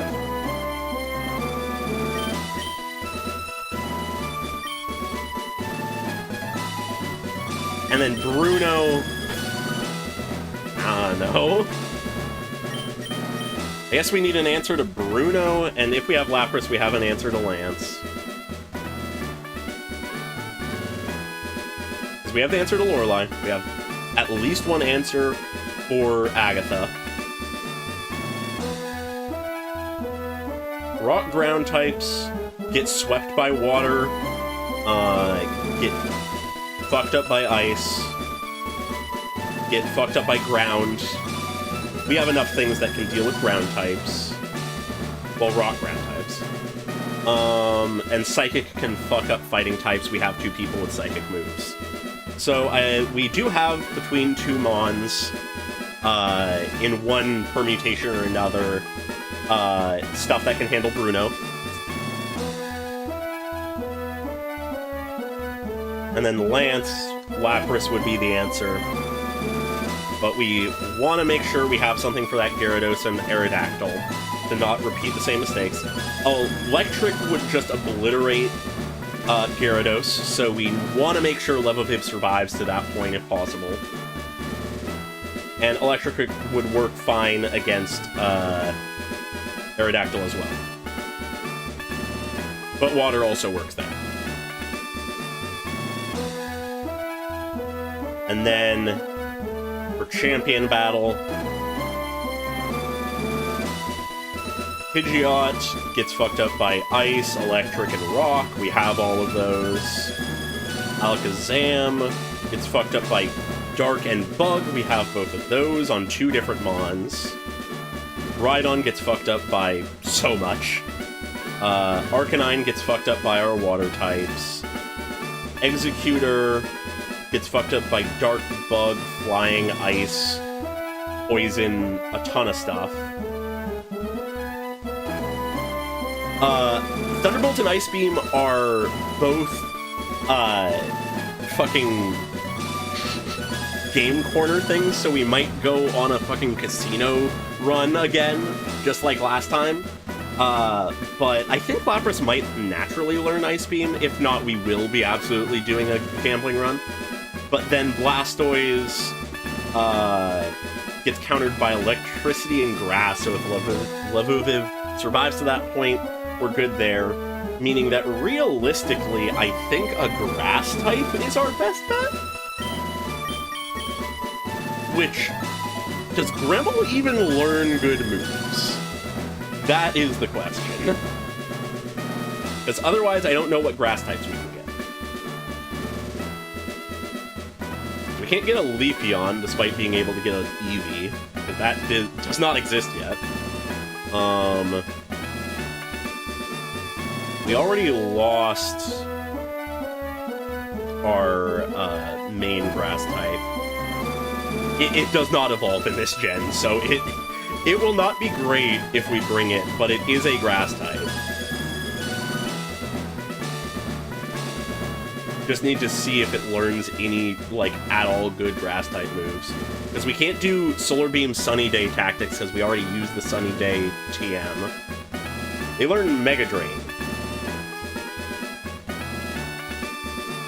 And through TM could be taught Giga Drain. That's the best they manage. And that's only a 10 PP thing for Giga Drain. And it's only 60 power. That is not good. Given that we want electric for a lot of things, do we double up on electric types? I don't know if that's the best idea, but better than Tangela. I don't know if we need to double up on electric types. I think just Thunderbolt on Lapras as well is probably what we need there. In which case, do we just go for, like, a good universal flex? What does Pumpkiss have? Good speed, all things considered. Decent defense. Decent attack. Hyper Fang for a potential Flitch high damage move, some Dark type. Having health, which is far from bad. We want to get rid of Cut if we can for something better. I don't know what else we'd give him, though.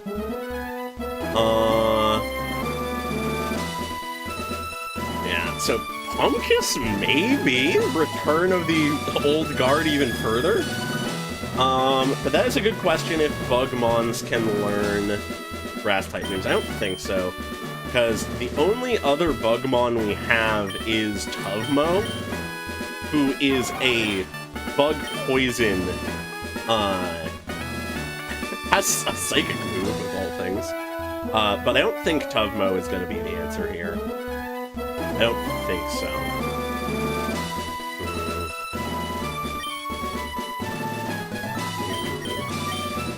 What does Fodhef even have, moves-wise? They have Flamethrower already, they have Confuse Ray, which ain't bad, but Fire is not great. So, weirdly enough, Pumpkiss for the halving of health and just decent damage output might be the way. The old guard returns! And then we'll pick up the Lapras. Which does mean, actually, oops, we need a flyer. Yeah, I think so. I don't know if Fahef can. I also don't know if I can even get Energy Ball. Yeah, alright, let's go get ourselves a Lapras, and then maybe do some gambling. God, We were so close. We were so fucking close. Oop, wrong button. I tried to fish, I think. Alright.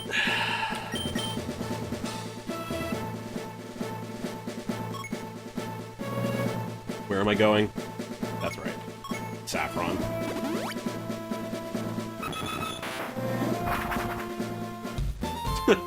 Fucking headband guy. Alrighty. Time to pick up the Lapras. Never trust Lance.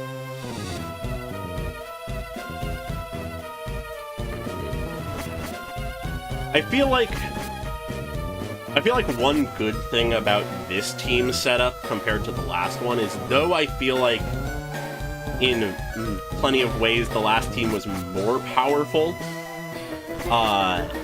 I feel like this one is maybe a bit more rounded. Like, we have more things covering the same stuff. Anyways, I barely know where I'm going. I know what I need to do to get to there, I just don't remember how to get to where I need to get to there. Here? No. I'm just gonna start teleporting around until I find where I need to go. It's not like we're in risk of running into any enemies.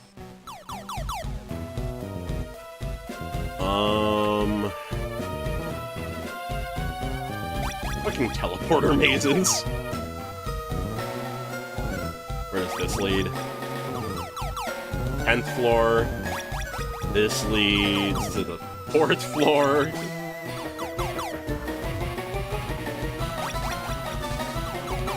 This leads somewhere that we never went, I guess. Okay, I'll pick up some items, I guess. I'll take a full heal.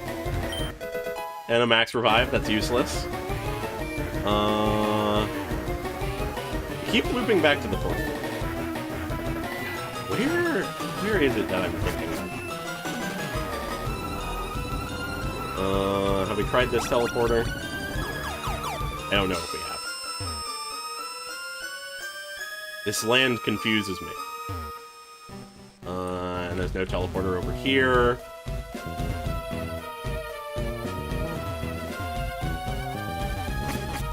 Yeah, giving vitamins to the new Pokemon would probably be a good idea.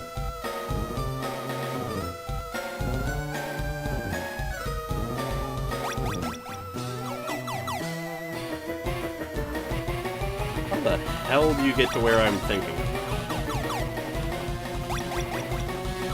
Because I forget what floor it is, but I know from the place that you rest, you can get to where the Lapras is. I just don't remember where you rest. Not here. I don't think it's this floor. Yeah, no, this floor is nothing. I don't think it's this floor either, but maybe? It is! Okay, there we go. Sorry for the fucking delay. I guess this is the way I've memorized to get through here, but I guess we could have gone from there. There's our Lapras. What do I name the last thing of the run?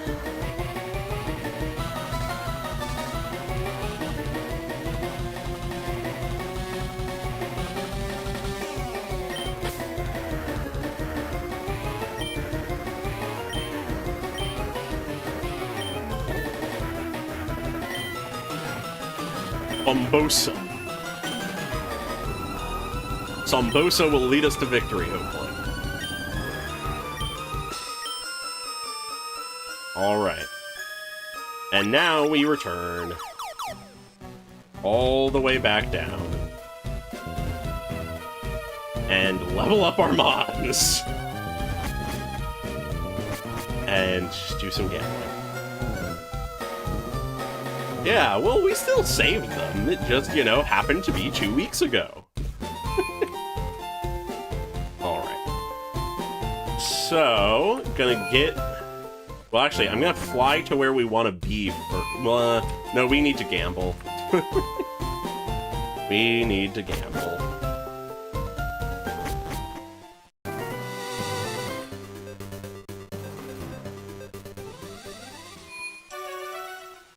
Okay.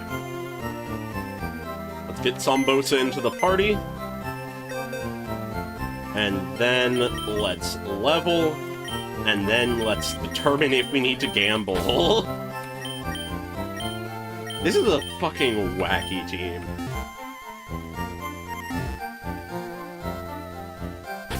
Alright. First off, let's see what fucking vitamins we have. We have some zinc for special defense, some defense, HP up, attack up, and that's it. Okay. Who do we want to have more HP, more attack, more defense, and more special defense?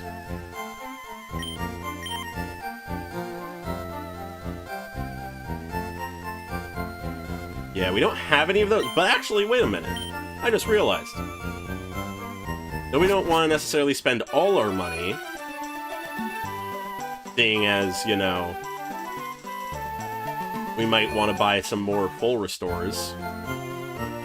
I think we could buy a few more speed ones. Just need to figure out what floor it's on. This is the TM shop. I don't think it's the next floor. Yeah, no, this is the dev zone. I don't think it's this floor. Here, I think? Yep.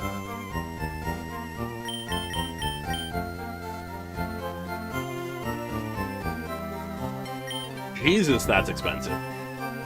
You can afford one. I don't know if that's even worth it, but sure, why not? Let's make one person slightly speedier. Okay. I guess we should figure out who we're giving these to. Sombosa will get the most use out of these because they have the most levels to gain. Oh, shell armor is nice! They're very slow. Realistically, what is Labras's base speed, though? That's the more important thing. Because that's what we want to compare to.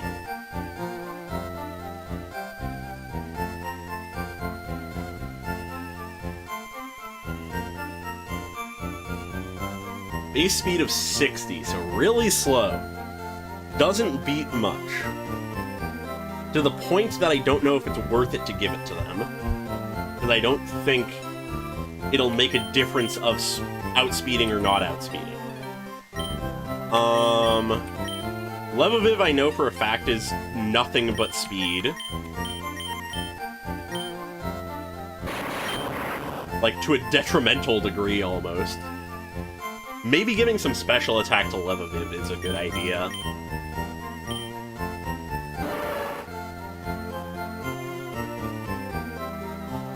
Yeah, I think HP for Sombosa is a good idea. The speed ones are more questionable. Definitely not going to a Hindo. Huh. Okay. I'm just trying to think of who it will actually make a difference for. Murple... It might? Maybe?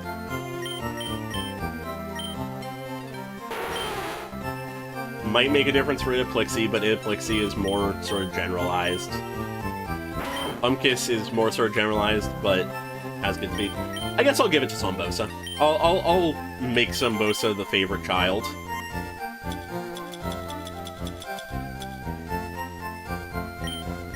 So let's give speed to Sombosa. Maybe closes the difference for a few things, because they have a lot of levels to gain.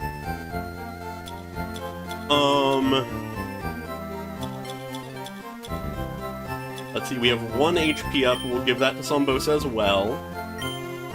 They are a very much necessary part of the team, so they should get as much of that as possible. And because we have multiple of these, I think I will give one of each to Sombosa and then the others to other people. Wait, wrong thing. There we go.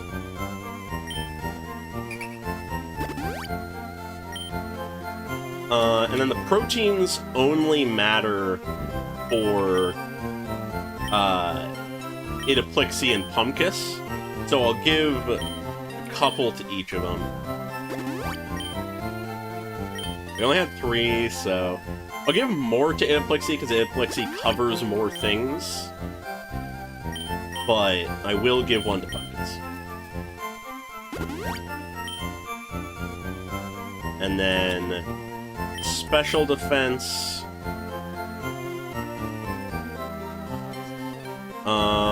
Let's give a little bit more defense to Levaviv in both departments, because electric type is a good one to have. And then the last special defense. Murmple is pretty weak, so I'll give it to Murmple. Don't know if that was the best applications of everything, but it's better than nothing. And now we level. Because TM moves can always come after leveling. So we're back to level 54 as our cap. Yeah, I guess I could have thought about who's going against special attackers.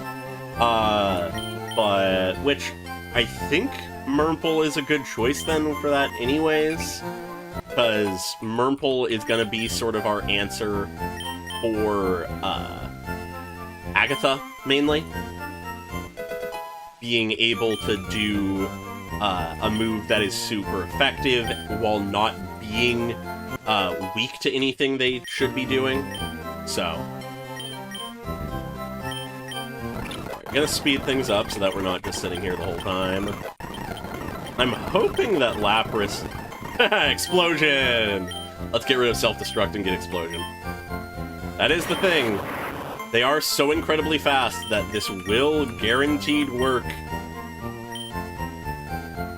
So, in a danger scenario, we have Explosion. If we get to the champion or something, or have a Mon that is really fucking us up and we've already dealt with the Gyarados, we know what to do. Alright, time for the ones that need a little bit more love. Pumpkus can get Endeavor!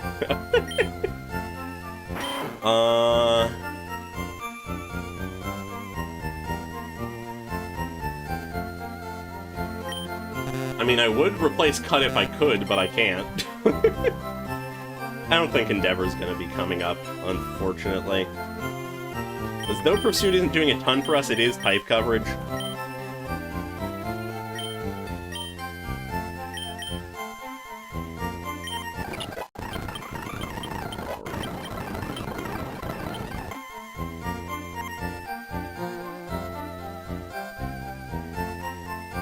Yeah, let's just pick up a Lugia on the way back to the Elite Four. Real easy to do.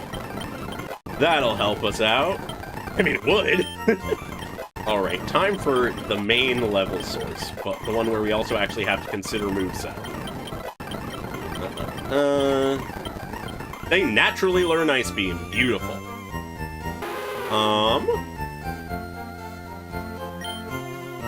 I think Mist is what we want to get rid of. Because Mist, though it has its uses, is less relevant, all things considered. We weren't getting debuffed as much as they were either buffing themselves or just outright killing ourselves, like us. They could get Rain Dance.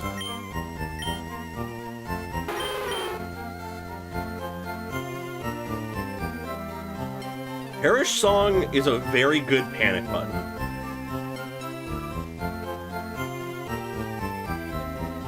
I think only one Thunderbolt is enough. I don't think we need Rain Dance. I don't think setup is the way here.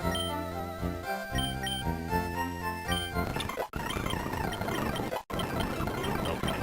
Yeah, realistically, we'll teach him Surf, and then we'll gamble for Thunderbolt. And then I think we should be good. I don't think we need Safeguard. We similarly weren't getting status that much. Like, I guess sleep against a few things, but nah. Hydro Pump is funny, but I forget, is Hydro Pump just low accuracy? Yeah, it is low accuracy and low PP. I think Surf is enough.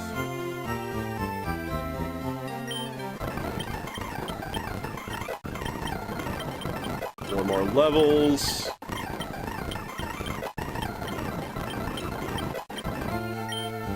Okay. Down we go to the casino. Oops. Fucking stairs. Okay, are you ready for some gambling? Alright. I think I remember where to do all this. Yes, I actually was just thinking about that myself. I was planning on using ethers and stuff if we got past Lance, but we didn't, thankfully. Alright. Just gonna sort of speed along here while waste as little time as we can. Alright, let's pick up what coins we can from people.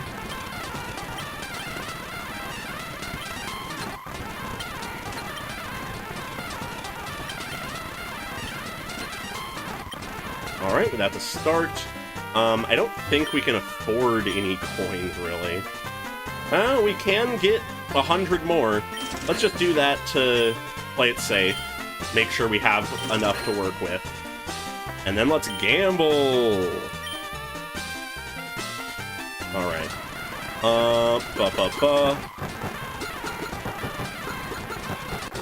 Alright, we got something. Let's see how long this'll take. Yo, okay, we're getting small numbers. Alright, I guess it's just hang out and talk time.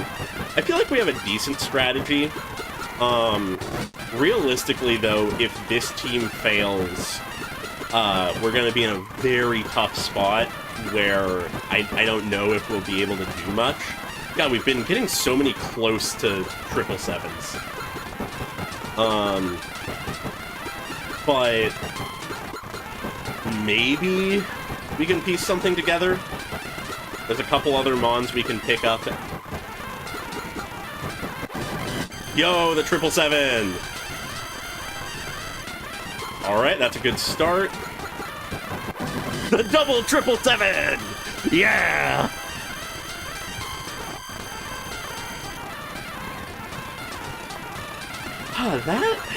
That is a good question. I don't know what they'll do in the direct. I'll be curious to check it out, though. I sort of stopped watching the directs a little bit for a while, but then I obviously watched the ones for the Switch 2, because, you know, that's a whole thing. So, I don't know what they'll do, but I'll be curious to see. Yeah, anyways, hopefully that streamer luck can keep happening. I remember that we had pretty decent luck last time we did it as well. Now, if I'm remembering correctly, what we're aiming for is 4,000, because that's how much I think Thunderbolt costs, but I'll double check. Try to multitask, at least.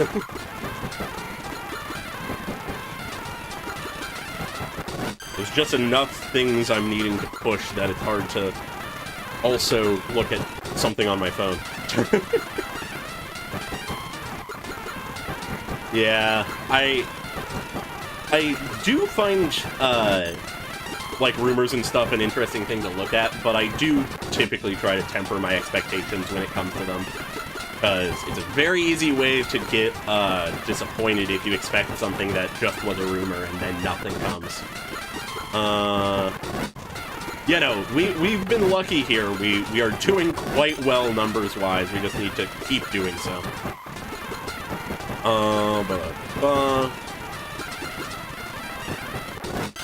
Okay, I'm gonna stop a moment and actually look rather than trying to do both at the same time.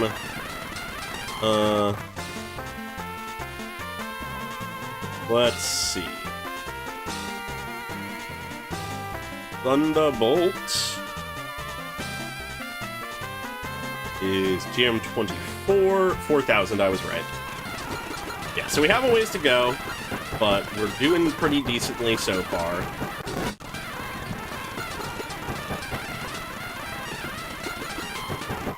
And we keep getting those almost triple sevens. Yeah.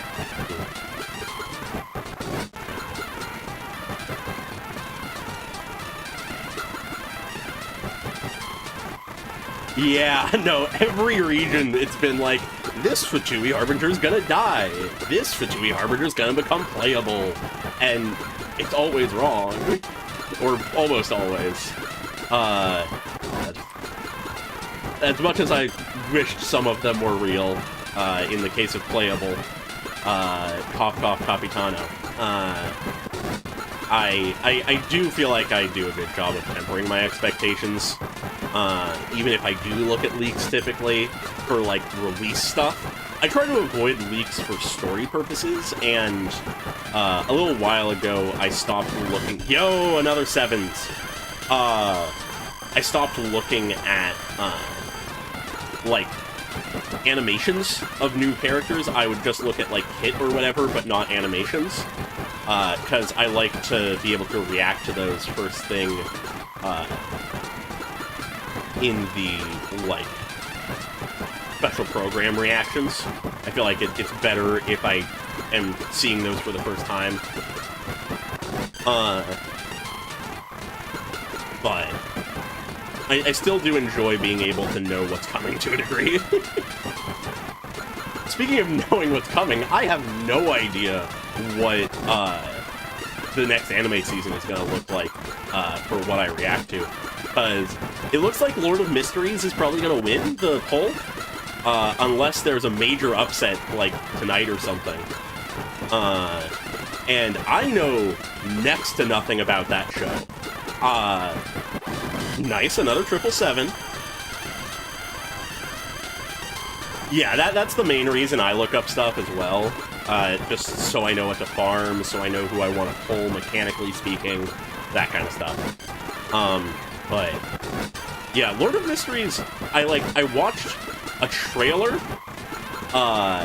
and I haven't watched any reaction videos, but well, that was a pretty quick 777. I looked up to see, like, how many people were reacting to it, the kind of people who were reacting to it, because that tends to be able to give me a bit of a vibe of what kind of show it is, how popular it is, that kind of thing. And I feel like it, from just a little bit I could tell, is something that confuses people, or is crazy in some way, or whatever, so maybe I'll be able to understand it, maybe I won't. Now, of course, like I said, that's assuming it stays on top of the poll before I make the final decision, but yeah. As for audiobook stuff, though, I am eager to watch the 2.1 special program, because obviously I've been holding off on that to be able to react to it, and I didn't really look at the leaks much for Alice or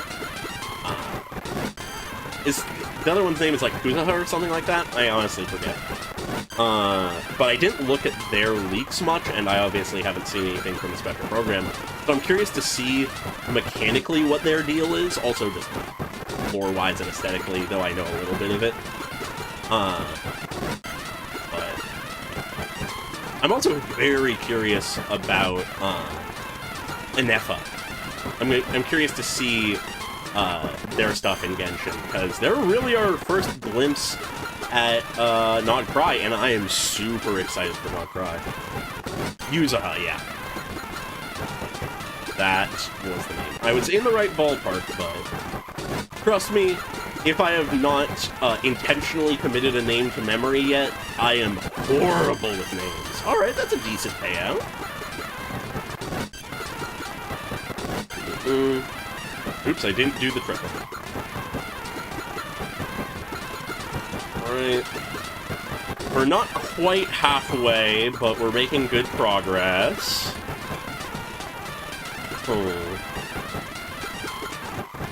Yeah, no, very much so, she seems sort of like that trickster type in that sense.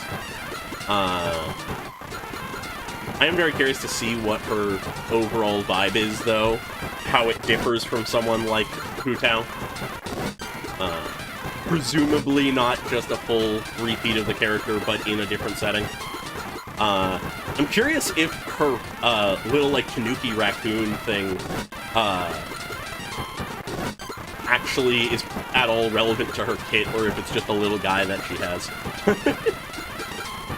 I have a friend who plays Zenless who I know is interested in her character-wise, purely because she has a little raccoon.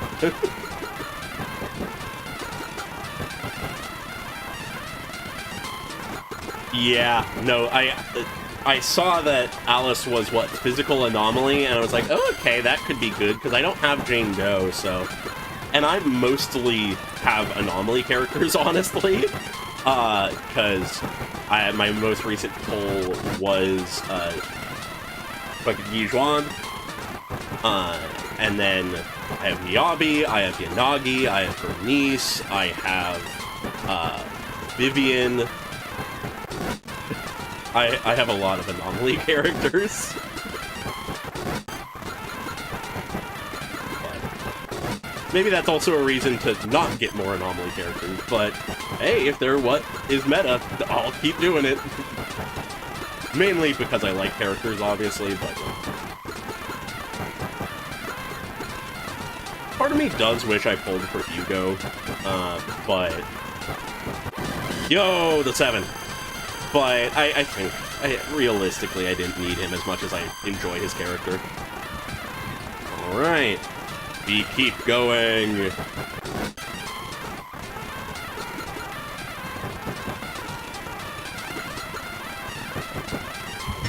Maybe we shouldn't have spent all that money on that one speed EV, because we could have bought like a few hundred more credits with that money. Just to expedite the process, but whatever.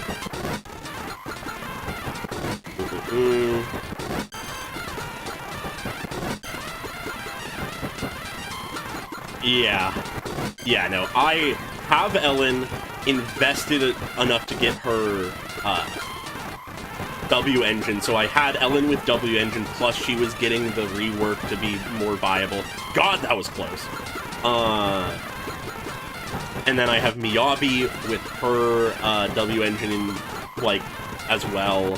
So, two of my most invested characters in Zenless were ice DPSs. So, really did not need Hugo, and also I don't have Lighter as much as I would want to pick up Lighter at some point. I just, on his initial banner, didn't get him, and then since just didn't feel like I had the resources to do it. It was nice. 777 again. So, there were just a variety of reasons why I felt like, despite loving Hugo as a character, it was better to save for 2.0 purposes. Because there are a few 2.0 characters that I am very eager for. And I think I'm going to need to see what the next like, trip marketing is, because I don't think it's been released yet. I didn't hear anything about it. Before I... And then obviously seeing what the kits and personalities of Yuzuha and Alice are. But between those two things, I'll have to figure out if I'm pulling for anyone in 2.1. Yeah, that is my main thing, is if Seed and Orpheus are the next two, or even just one of them is around the corner, they are so much more of a priority for me. So, unless Alice or Yuzuha just blows me away, I'm more likely to save than pull for them after sort of using most of my resources on Yijuan. So, we'll see. We'll see what I do. But should be cool nonetheless to at least get the stories for them, get whatever is going on in the main story continuing. Presumably, I'd imagine we continue the main story. But, yeah. I don't know, I'm very much excited for Zenless, and absolutely characters like Seed and Orpheus are people I am really eager to get.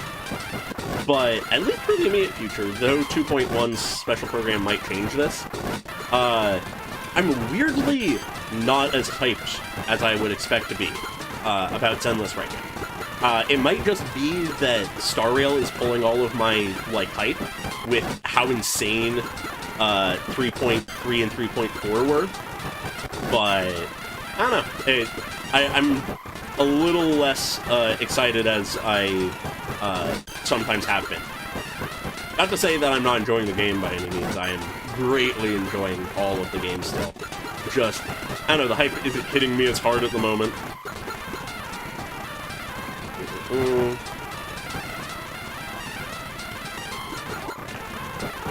Well, we've gone past the halfway mark, but we're sort of idling. Okay, and now the moment I bring it up, we get a 7.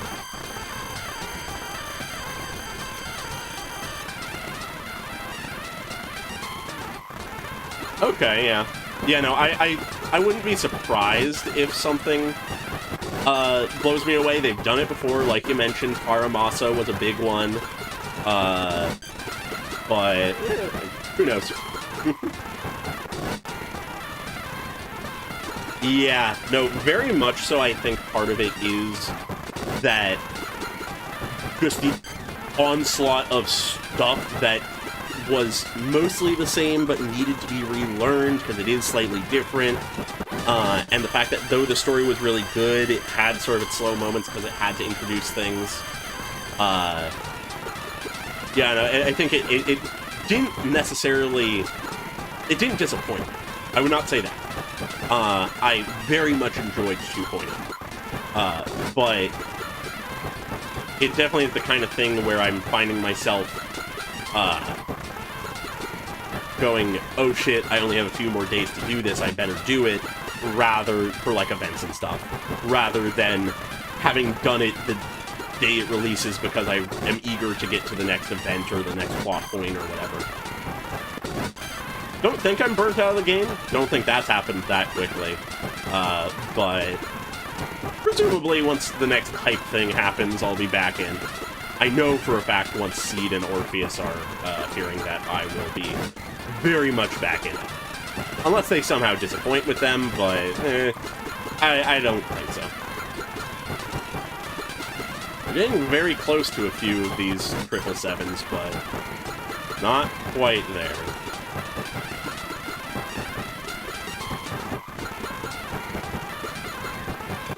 There's our 777.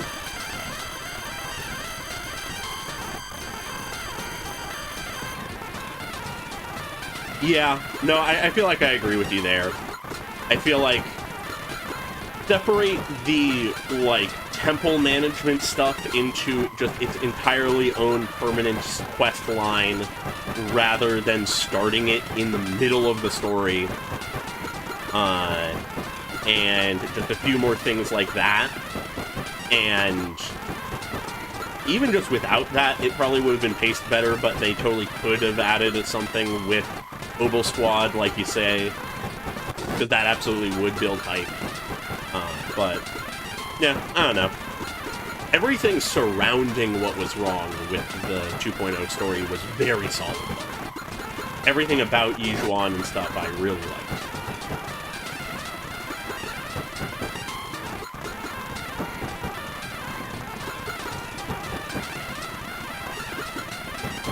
Yeah, no, very much so. Nice, we got another 777. Very much so I imagine that Obel Squad will be sort of that middle-to-end game for the 2.0 storyline. It makes sense, I think, that they didn't immediately introduce them, because they really aren't the reason that we're getting involved in this area.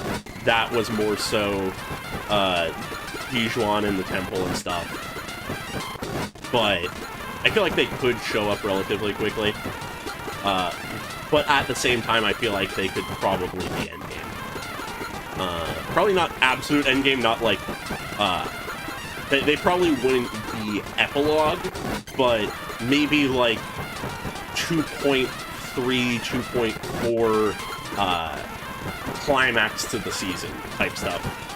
Because for whatever reason, they called the Miyabi stuff the climax to Season 1, and then still had half of the version for Season 1. Which I find funny, but, you know. Who knows if they'll keep the same pattern. All I know is I'm still absolutely invested in the story, and I'm curious to see where it goes.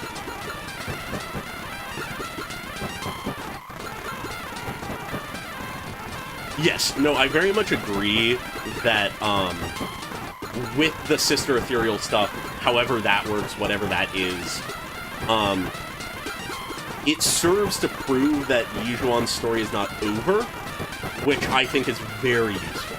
Very good, because otherwise I would agree with you that, though what they did well for Yujuan, it was fairly quick in the grand scheme of things. But I guess part of that can be chalked up to just the fact that, in general, Zenless does things quickly. Usually stuff is done in a patch. The Mockingbird plotline really was the main exception to that. But who knows? We'll see. I know there's, like, some beach stuff going on. I've seen the swimsuits. But I don't know what the plot is going to look like for 2.1, and I guess I'll find out once I record that. I'm sort of planning to get to that as soon as possible, like, be the first thing I get to. Hopefully I'll be able to get to 2.1 special program tomorrow at some point. Realistically, what my plan is I'm gonna, on days that either I have the extra time or nothing comes out, because I know either Alice or Yuzuha, one of them, their promotional content should be coming out in the next couple days, like starting to at least. But on days that it doesn't, I'll do the 2.0, but not 2.1's live stream, the Apothecary Diaries finale, and then I'll, after that, I guess, get started on getting a lot of 7s in a row. We're pretty much there, if not there, through this. I don't think quite there. Yeah, not quite. But then I guess I'll be getting to whatever wins the poll, which probably is Lord of Mysteries, but we'll see.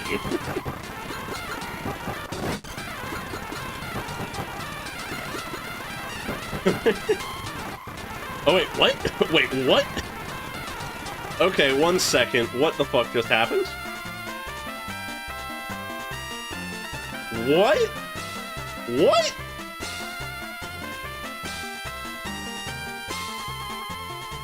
What the fuck? Okay.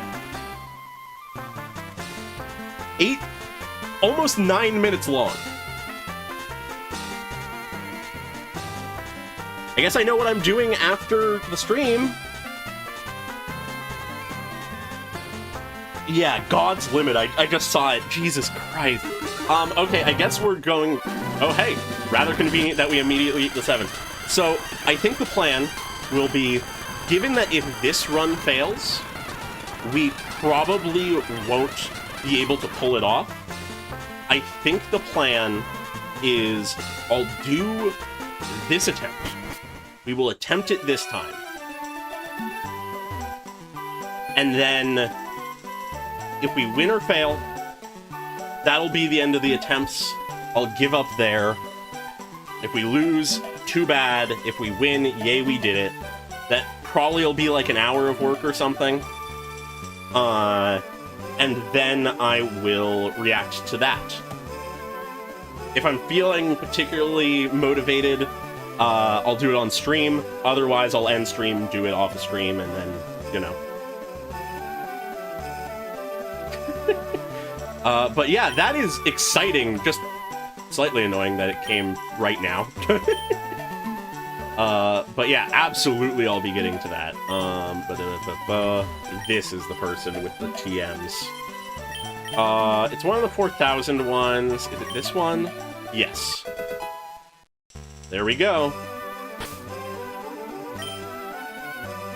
Yeah, okay, an interlude now? Wait, no, it would be in the TM box.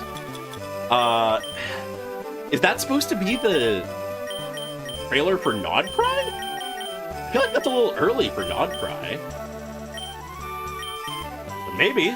I guess maybe. I guess we are getting pretty close, all things considered. God, why is my nose itchy?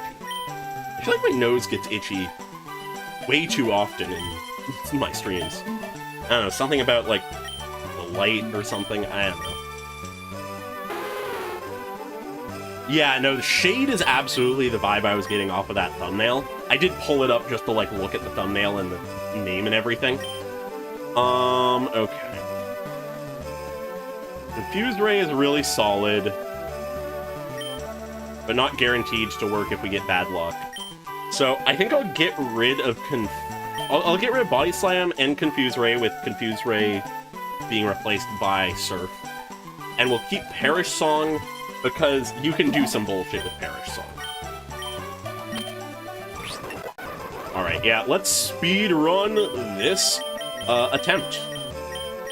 Not to the degree that we fuck up unnecessarily, but let's try to be quick about it. Let's not spend a ton of time in the stat calcing. I'll trust my gut a little bit more. Alright. And now we just need to get our flyer, and we'll head over. Huh. A Genshin interlude with a possible shade talking about the gods' limits. Are we gonna see more of the gods than just the Archons? That'd be cool. See something from Celestia? Alright. Let's do this.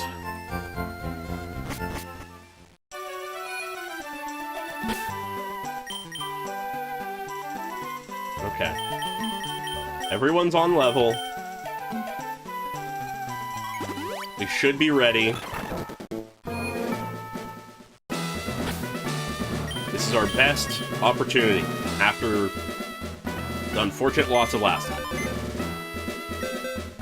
We'll go in making sure we are putting our best foot forward, but let's be bold. Bold, quick, strategic. That's what we want. Just gonna double heal just in case.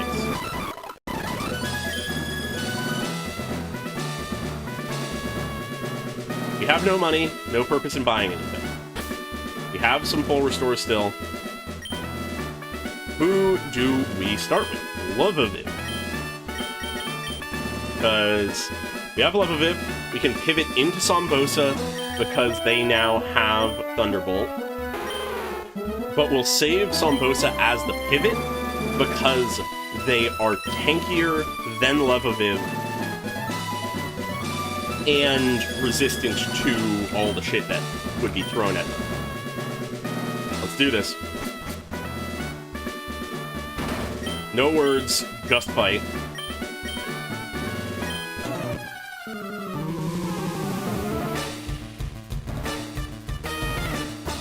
We're back, Lorelei. Don't be annoying this time. Just like last time. Just be nice and easy.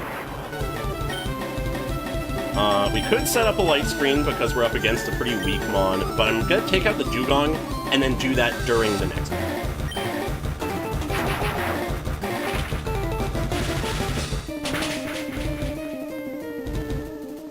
Not a one-shot, but paralysis. Maybe they don't get to do anything. They don't get to do anything. We are fine. Because they're not in red, they should not heal. We get through Dugong unscathed. Then, for safety purposes, we should be going up against Cloyster, which is, I think, her weakest mon and has the least offensive capability. So I'm going to light screen now. They set up hail, that's annoying. I did not give any items to these people. I should have given leftovers and chicken things. We'll do that after this fight if we survive. Let's be quick about this.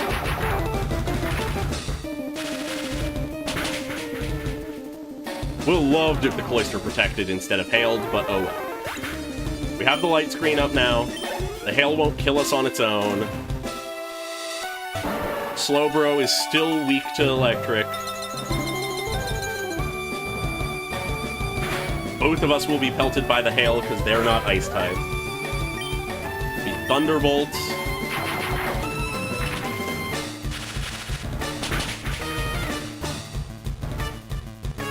It actually crit? Okay. I think we should be fine for this, seeing as Lepaviv is handling this well. And they sent out Lapras first, which is honestly better for us, because Lapras is a mon that Lepaviv is good against, where they're less so against it. So we Thunderbolt, we still have the light screen up, so we should be slightly more defended.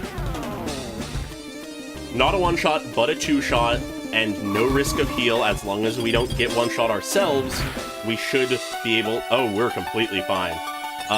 With the hail, we're going to want to pivot after this next attack, but we should kill the Lapras with this. Oh, maybe not, because they have a Citrus. Yeah, we probably don't kill here, but we can get off another attack before we pivot.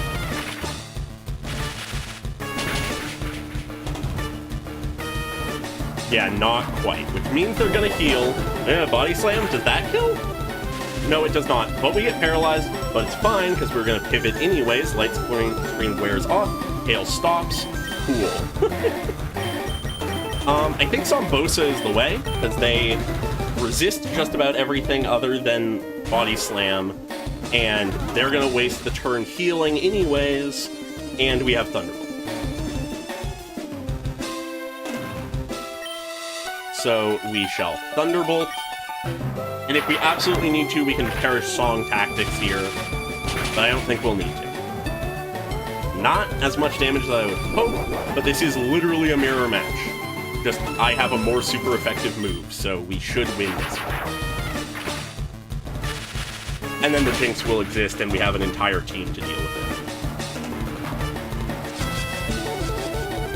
it. Confuse Ray is not great, but we can power through.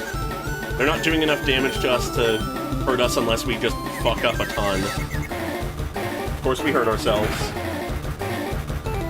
It body slams. Don't paralyze, please, because I think... Oh, of course it paralyzes. We're paralyzed and confused. I'm going to try my best to keep powering through. We snapped out of confusion. We managed to use Thunderbolt. This won't kill, but it will get them down into the red, which means either they die or they heal. They heal. Gets us another free attack if we can get past paralysis. We should be able to take one more hit, and then we'll pivot. I think we can get through this. We just need to be careful. Yeah, the RNG is going everywhere. Yeah, okay. We actually might be able to take another, but I don't want to risk it. Zombosa is too important. We have anything that's super effective that isn't equally as super affected against? Great use of words, me. Let's see.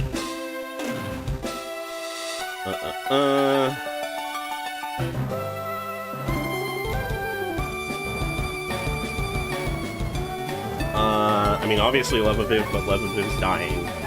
Hitaplixie does have a fighting type move, even if it's mediocre.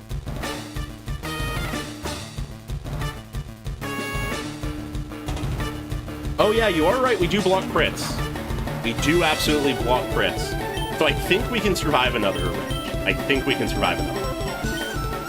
I'm gonna be bold and a little risky. Yeah, we did. We did. Thank you for reminding me about the crit things. That helps a little bit here. Because that gets them down quite a bit, but then we absolutely are pivoting. Just need to decide who the best pivot is. So, I think Hitaplixie has the only actually super effective move against them, but... The issue is Inoplixi, I think, is... Yeah, she has no more healing items. That's the other thing. But the other thing is that Inoplixi is ground poison type, which isn't necessarily the best to go against a water ice type. Yeah, that's not a good call. Not fast, but let's see how. Because maybe they outspeed. 100 speed? Okay. And let's see. Nidoqueen has a base speed of 76 of all things. Which compared to a Lapras is higher. It is higher. So they would outspeed. The question is, do we think a double kick is enough? Or just, I don't know, punch, because it's higher power. It's not stab, so...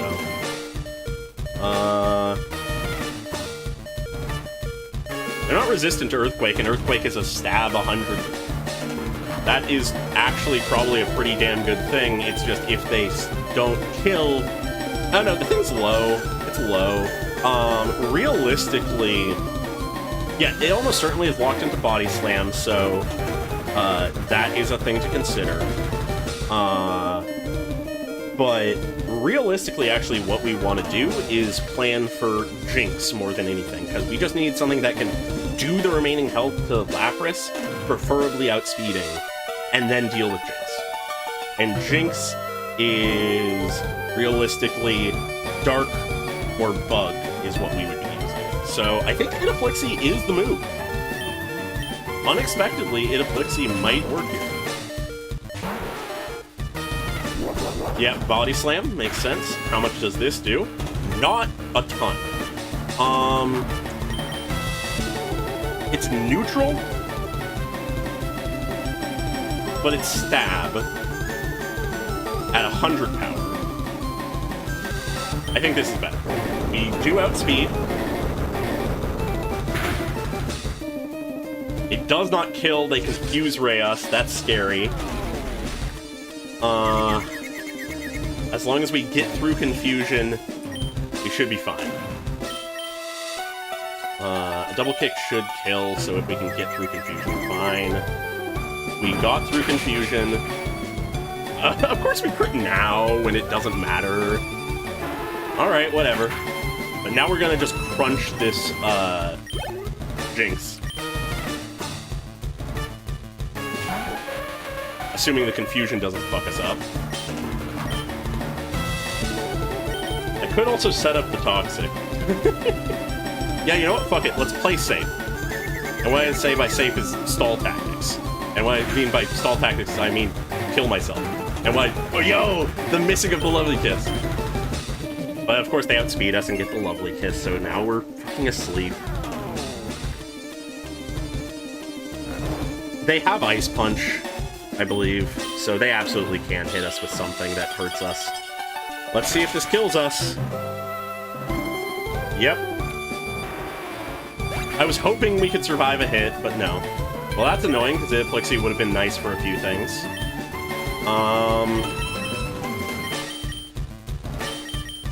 Let's send out Pumpkiss.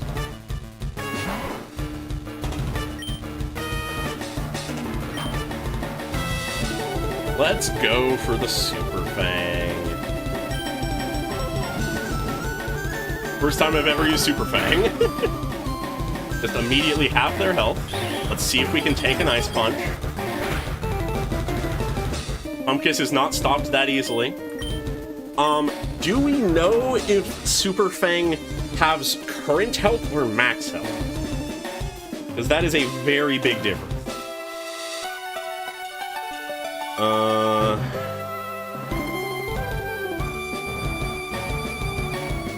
Is it just a guaranteed 2-shot, or...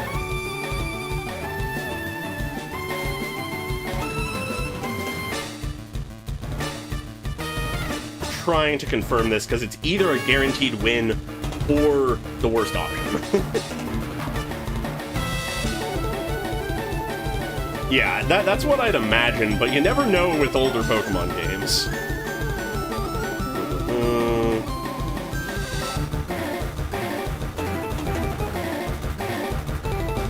Yeah, it's current health. So let's just Hyper Fang, because stab is a thing. Hopefully we can kill.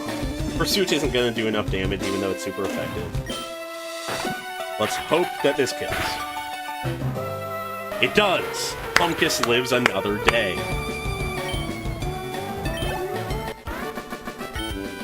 One loss. An unfortunate one, but not our most important guy. Would have been great to have Epixia on a few things, but all things considered, not the worst outcome. The bloodlust of Pumpkus cannot be stopped. If fucking Pumpkus, the reincarnation of Rumpkus, is what brings us to victory, I will be amazed. Alright, I think we have someone asleep. No, we have 2 people paralyzed. Let's just go for the full restorers. We have 19 of them. Alright, I believe next level cap is 56.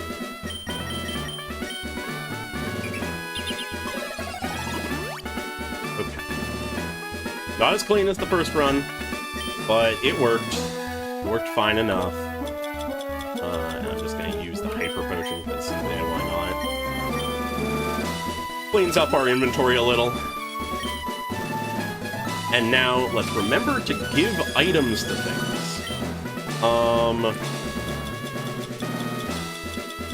Let's give the Quick Claw...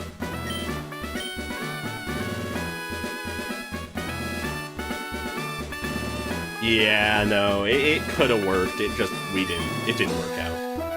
I'm gonna give the Quick Claw to Wahindo, because I believe they are the slowest person. We'll give the leftovers to Sombosa, because we don't have Mystic Water or Never Melt Ice or anything. Because I probably should have picked those up, but didn't. And then the other one... Murmple is really low max health, so is Pumpkus. And Murmple covers a good few things. And we have Thunderbolt on Sombosa. I'm gonna give it to Murmple, interestingly enough. And then just for the sake of giving things to thick people, I'm going to give a Cherry Berry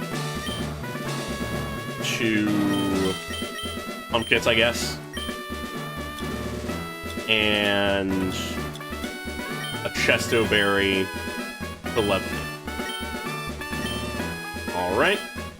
Now we'll just get up to level and make sure we have the right Mon in front. What did I figure out was the best option for Bruno? Water Psychic, I think? Yeah, Water Psychic, that's what it was. So, Wahindo's time is now. Let's get up to level 56, I believe?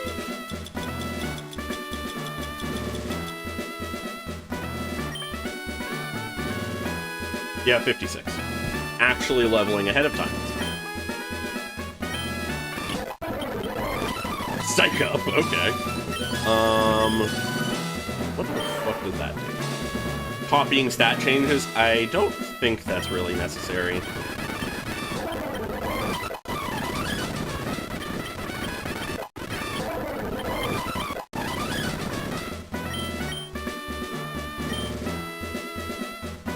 Yeah, I think I'll give those berries for that. Because we do not want a repeat of the Agony.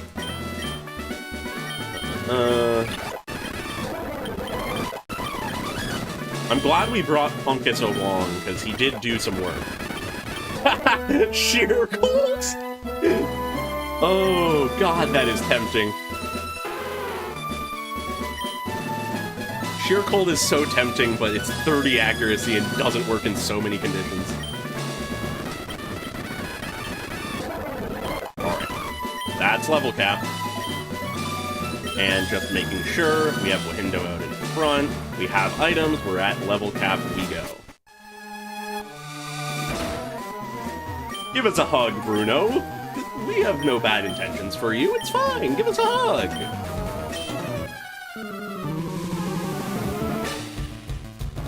Oh, it might... That is a thing to consider, I guess, in the future, but given that we don't have anyone to tail, yeah, I think it's fine for now. Alright. Anyways, this Onyx should realistically be one of their weakest things. It's their lowest level.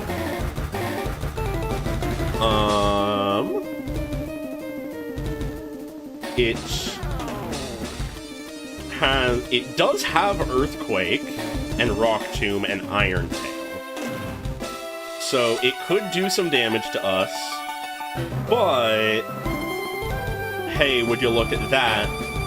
We're a water psychic type, so most of those we'd resist.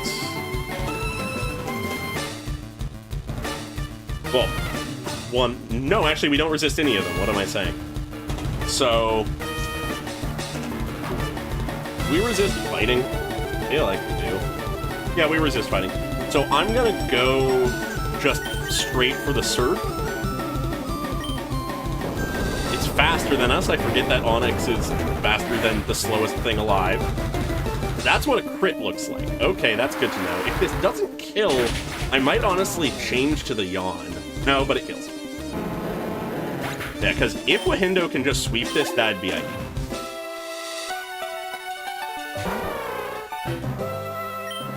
Maybe I should have given Wahindo the leftovers for this fight. Oh well. Anyways, I'm gonna go for the Yawn. I don't know if we'll be able to one-shot, but also if I can do some setup, that'd be pretty nice. They miss the Rock Tomb, that's great. I'm gonna Calm Mind. They get a Sky Uppercut, but we should resist that. It does nothing to us. We use Calm Mind, they'll fall asleep, we can get off at least one more Calm Mind. Special Defense doesn't really help us, but just for the capacity to one-shot things, I feel like the Calm Minds are a good idea.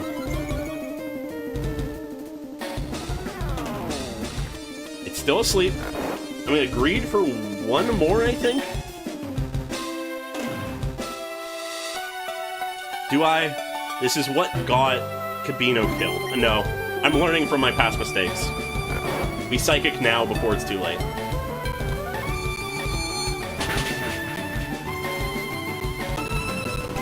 Okay, a crit means we have no idea how close we were.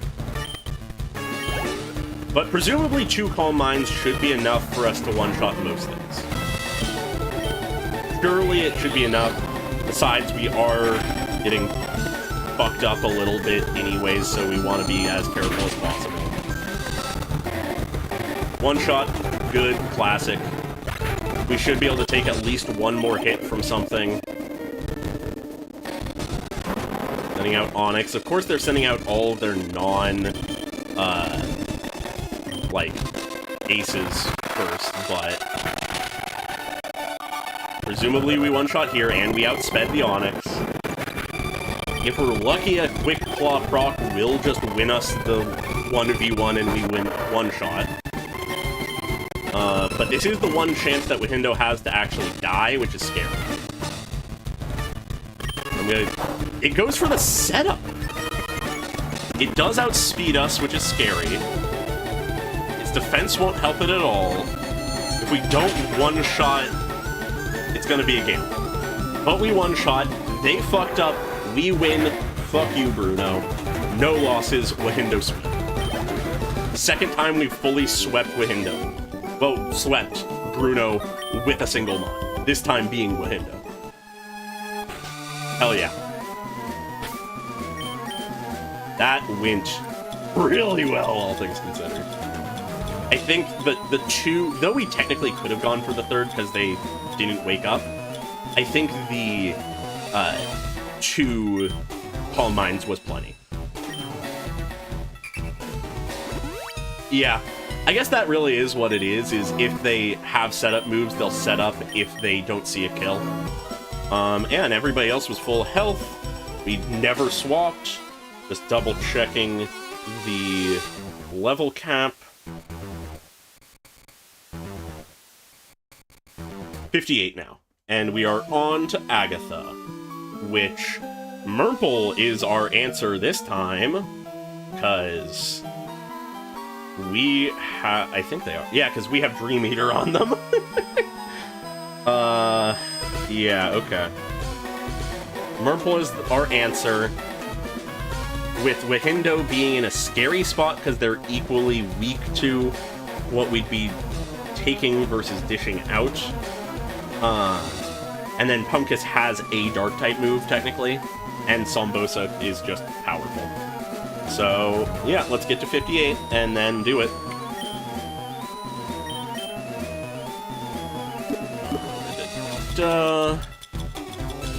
We will want to make sure that we have proper items on people. I think realistically we're fine as we are, because I think we have a Chesto Berry on one of them.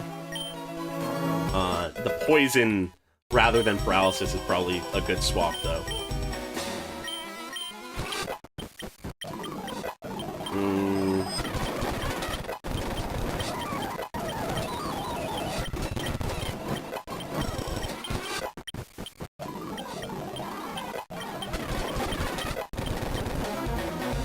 Okay, there we are. Oh, that actually is so true. Actually, wait a minute. Pumpkiss has a Dark-type move. He can hit them for something super effective. What moves do Agatha's Pokemon know? So they can Toxic or Confuse Ray us on the first Gengar, but direct damage? The only thing they have is a Ghost-type move.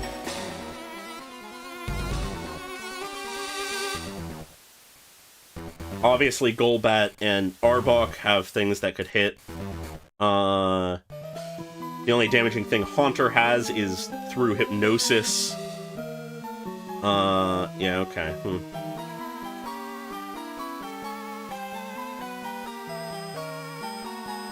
Yeah, okay. Because presumably the Poison Berry stops toxic poison as well. Let's see. Murple with the leftovers is really solid, though. Leftovers don't matter if you're asleep. Who did I give? Cherry Berry is the poison one, I believe, right? I think it is.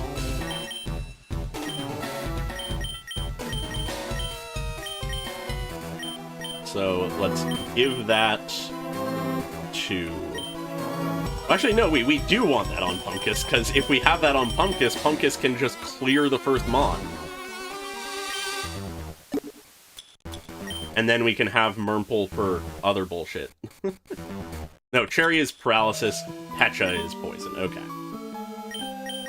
And then having them with leftovers, I think is fine.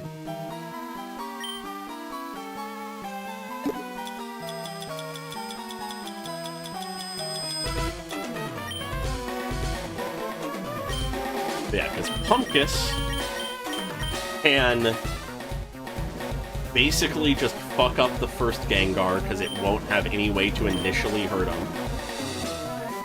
And then the one scary bit is that Murple is fairly weak, health-wise, but should be fine. Realistically, we can have Pumpkiss start. If they send out Golbat or Arbok, we can actually go to Wahindo. Because Wahindo is Psychic and can handle that and won't be at risk of Ghost-type. Because Golbat and Arbok don't have anything like that. Though Arbok does have Bite. Well, both of them actually have Bite. Okay. Wahindo can still be an option, but is a little scary in that front. And then Murple is there for help. If we can get them in, they can do some good work. I just tried to type Murple into a fucking search bar to get up Butterfree. I am good at this.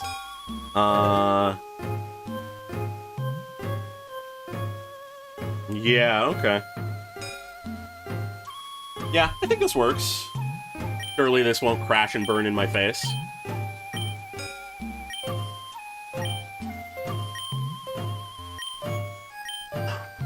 Let's see if we can get past Agatha and to the person who beat us last time.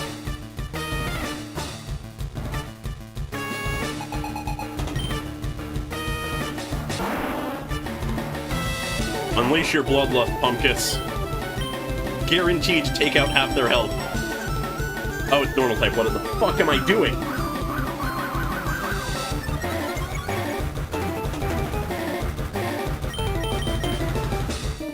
I got too excited.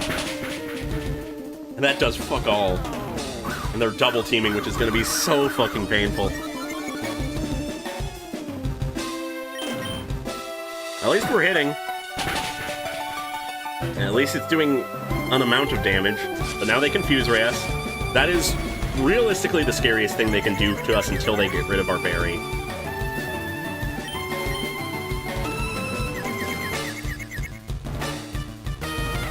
Of course we hurt ourselves, and they keep double teaming.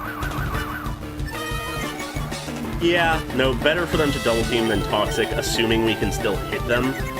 But if we keep hurting ourselves until they're to max evasiveness and then never hit... Oh, hey, they missed the Toxic, that's good. At least they're fucking up a little. We've triple hurt ourselves. We are the only damage that has been done to us. Jesus Christ, Pumpkus. But then the berry blocks the Toxic. We get one more turn at least before we get Toxic. We snap out of confusion after beating the shit out of ourselves. If we can make it... Oh, they're gonna absolutely heal because we're not gonna make it to one shot before entering red. Great. The thing that annoys me is if I hadn't fucked up that initial opening move, we would have been a little bit better. And of course we miss. And then they confuse ray us.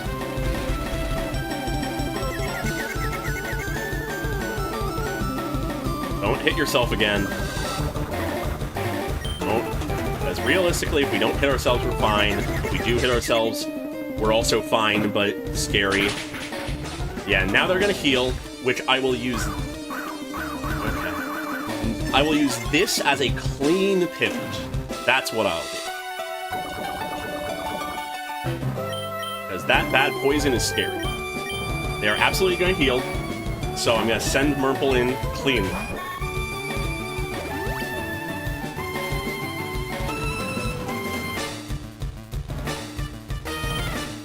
And now, we hope that Sleep Powder gets them before we die. We miss, but we can tank another hit. And we have leftovers. And if we get them asleep, we can Dream Eater. They confused Ray, that's scary. That is scary. I was honestly hoping they would attack again.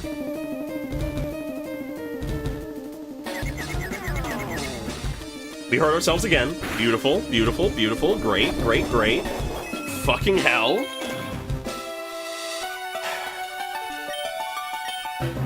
It double teams again. This is the annoying part. We snap out confusion almost instantly, but we miss the sleep power because they have evasion to all hell.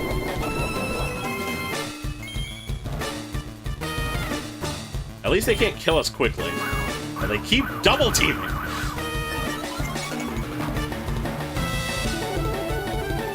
Missed the fucking sleep powder. At least we're healing. They confuse us again. Don't hurt yourself again, Murple, please.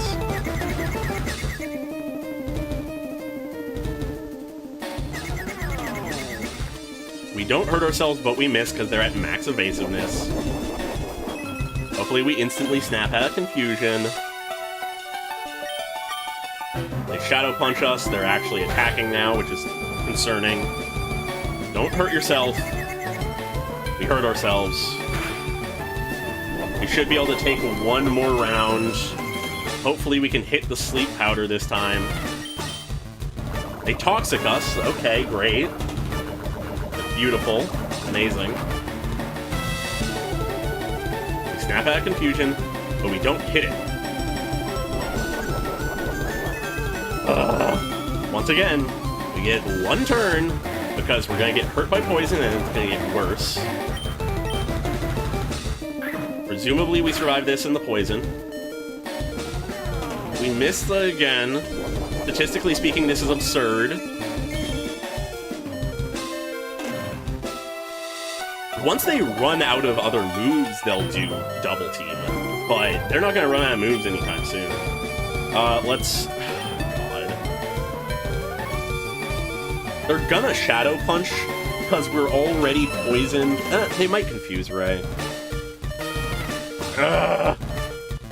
We don't have any guaranteed hit moves either, which is rough.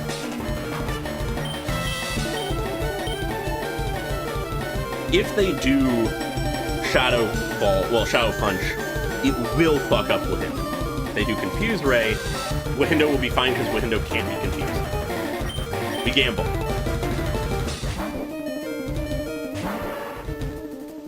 They Shadow Punched, that sucks.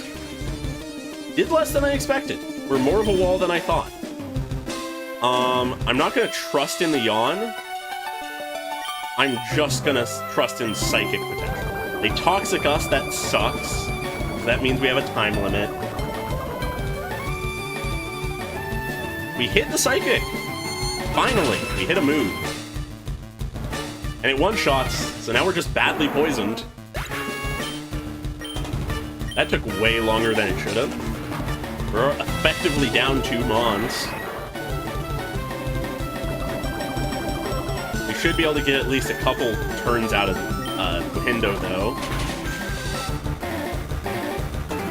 At least one turn.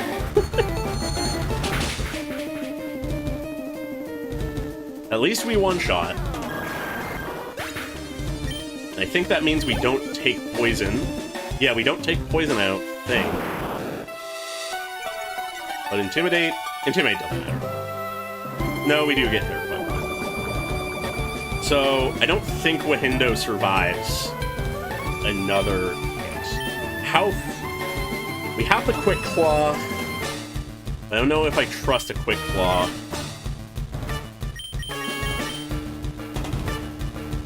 I think we swap to Sombosa and trust. The issue is Wahindo is so fucking slow.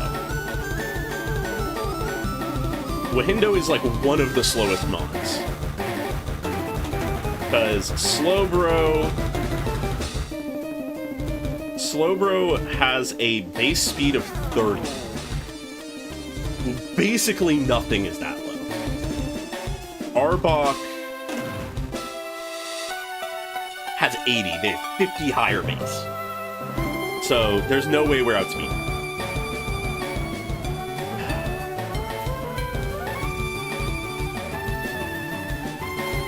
Doesn't work. I doubt this would work.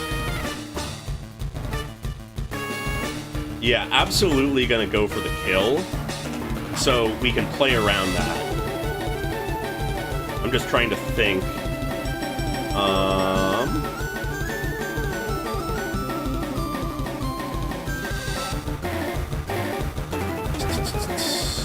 After this Arbok, we have a Gengar as her ace, and then the Haunter.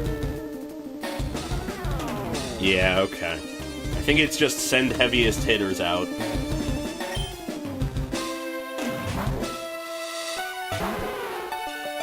Yep, they went for the bite.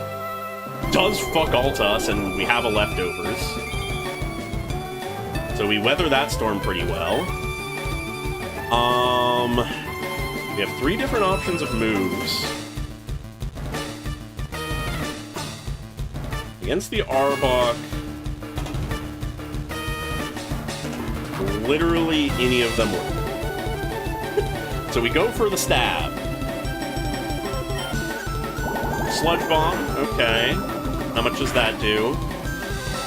More than I would hope, but at least we're not poisoned. 2 levels higher, stab, me? No, not at all a 1-shot, but maybe a 2-shot if that was a low roll. And we absolutely survive another hit. Unless they crit, maybe. But no, they can't crit. We have shell armor. No, we're fine. But we get poisoned! Woo! At least it's not that poisoned. Okay, crit. Regardless of if the previous one was a high or low roll, that guarantees it. We'll love the crit on the first one, though. Alright, this is the ace. We're gonna need to swap out Sombosa soon. So, I think... I'm gonna double check the moveset of this thing.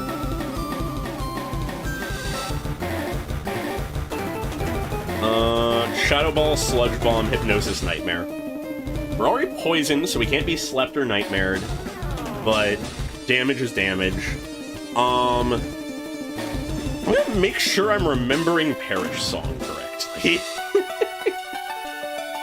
Because if I'm remembering how Perish Song works, we should actually be able to Perish Song into a pivot, and then they'll just die if we can last long enough.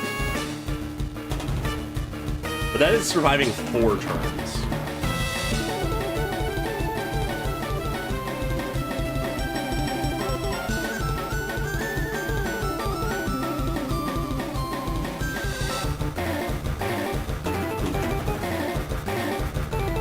Okay, we realistically are only getting 1 move off here before switching anyways, and we're not one-shotted. I'm doing Parasong tactics.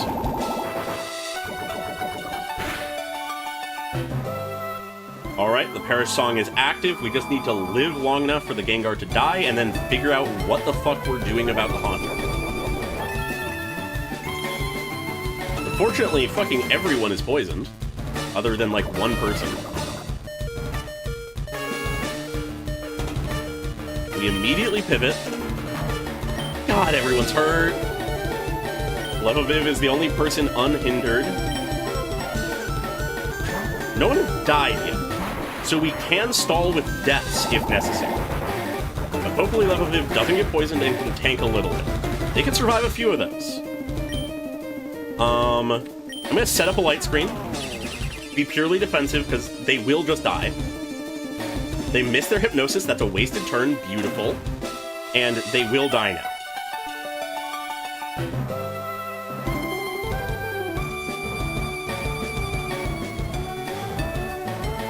Haunter. Haunter is what's left. They're level 53, so 5 levels lower. We could roll out with the hopes that we just build up the rollout. Or if we're worried about not being able to kill them and dying in the process, we could just Thunderbolt right now. An Explosion if necessary, but no, I think, weirdly enough, also the Haunter's entire game plan, the only way that they can do real good damage is through setup moves. Because they're a Hypnosis Dream Eater build. I think we build rollout. Because worst case scenario, we get slept and pivot.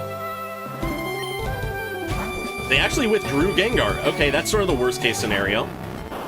But hey, I guess it means that if we survive this encounter, we have uber powerful rollout. They mean looked us.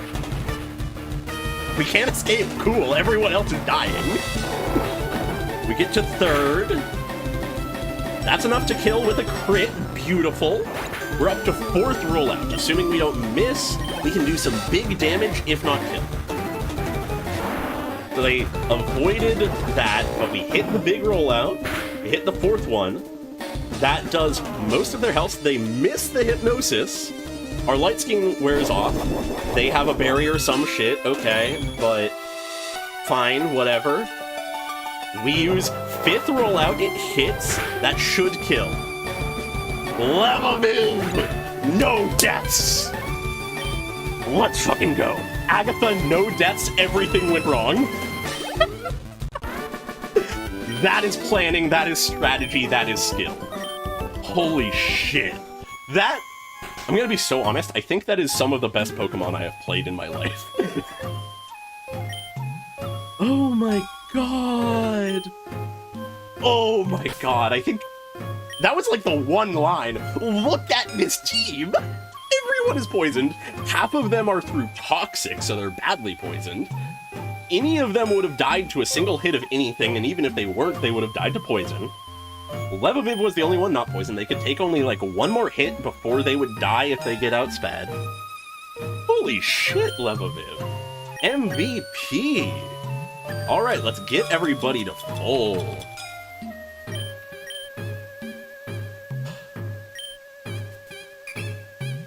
Oh my god. Yeah, that is absolutely a short-worthy moment. That was a legendary battle. Oh god. I really need to get to making shorts. I feel like it would be a worthwhile thing. I feel like I have a lot of little moments like that that are good. Oh yeah. Levaviv is gonna open that fight. Well no, Zombosa's gonna open that fight because they have Thunderbolt. But Levaviv can come in clutch if necessary. Okay, we have 13 full restores. We should be good on that front. I believe PP-wise we're fine on everybody. Let's get everyone up to their level cap. And let's give Pumpkus a new berry.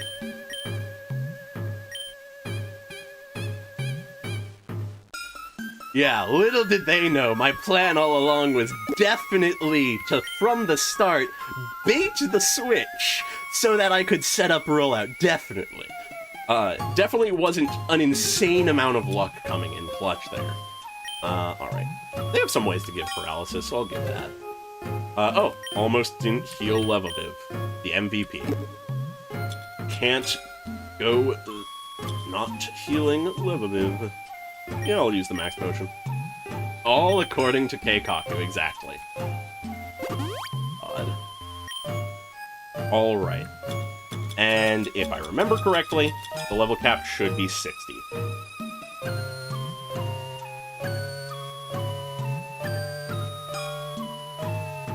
Yep, 60. Alrighty. Yeah, realistically, Zombosa can do her best to just sweep everything. Mirror Coat? Huh.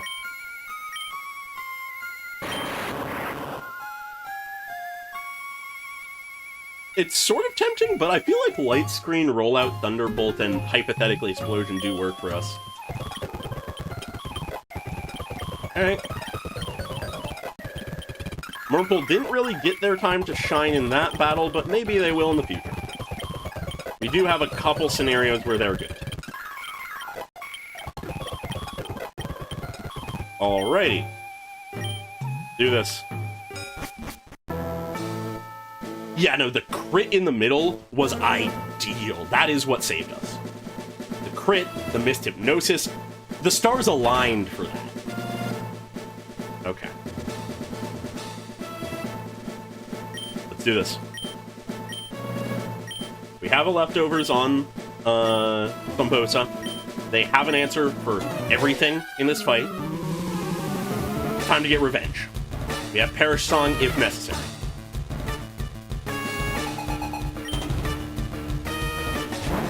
Hi, Gyarados, you fucking bastard. Your Intimidate doesn't mean anything to me. Thunderbolt, bitch. You outspeed me, but I do not care. That is leftovers health. Do we one-shot with 4 levels above? Not quite. That is heal range, they will heal, but we're essentially neutral. Thunderbolt again, bring them to the same health total or similar, or maybe even dead if we crit.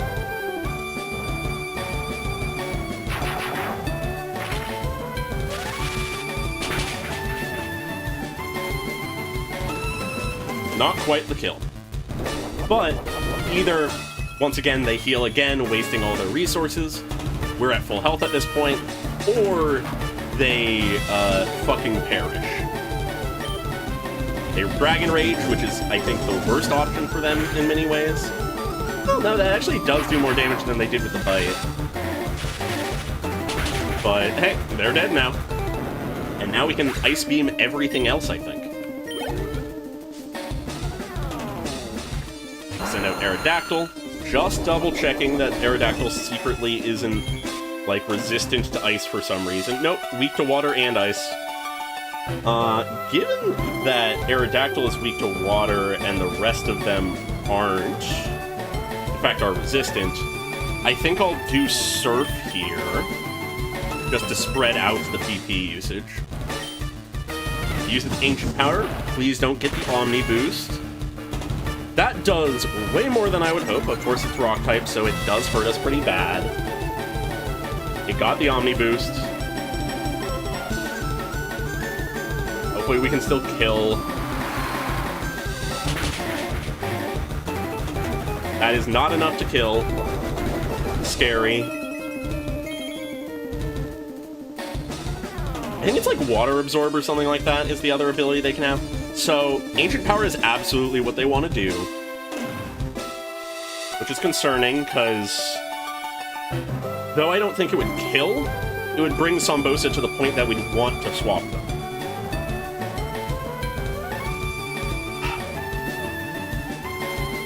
Who do we have that's resistant to Rock? They're absolutely doing a Rock-type move.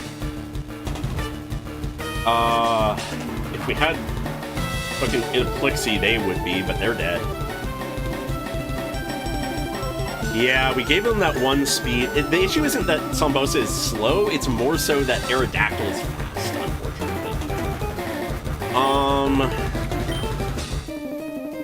He definitely can survive and probably kill, but then we're in the question of can we outspeed everything else?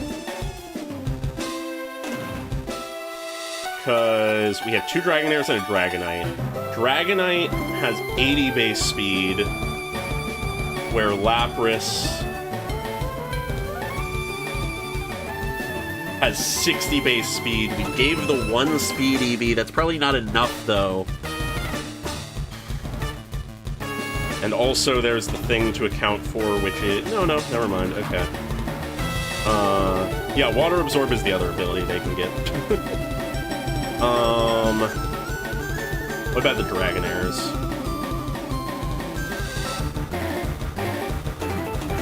They have base speed 70, so maybe we beat them thanks to the EVs?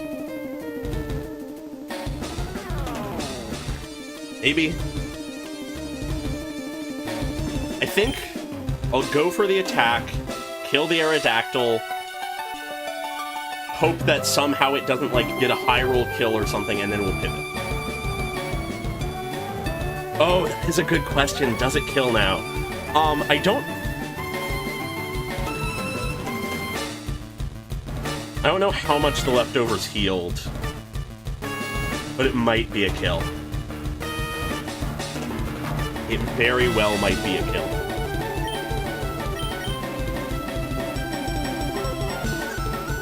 Nobody's resistant. And nobody has, like, an ideal answer. Wahindo could do something against them. I think I'll pivot.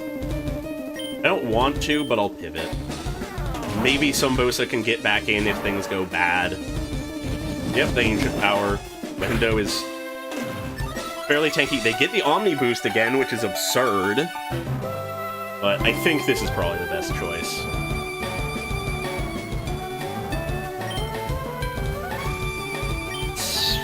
Surf should kill.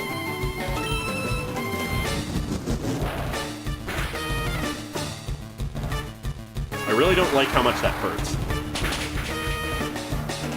Surf kills. Okay. But now we're dealing just with dragons. They only sent out a Dragonair. Okay. I think I have a plan. It paralyzes us. We get paralyzed. We don't do anything, we die. That's the plan. No, we yawn. We pivot back to Wahindo once they're asleep. Well, back to Sombosa, rather. once they're asleep, so we'll just Psychic for now, or not do anything because we're paralyzed. It safeguards, okay, whatever. Nice waste of your turn. Now you're asleep. Now that it's safe, we pivot back to Sombosa. Yeah, that switch, I think, was the ideal one. They're still asleep, so we get a Leftovers proc, and we can probably kill them. From here on out, Sombosa should be able to sweep. They did have Shed Skin, luckily it didn't proc until now. Ice Beam is the answer. Yeah, because it's the only thing we have that's super effective.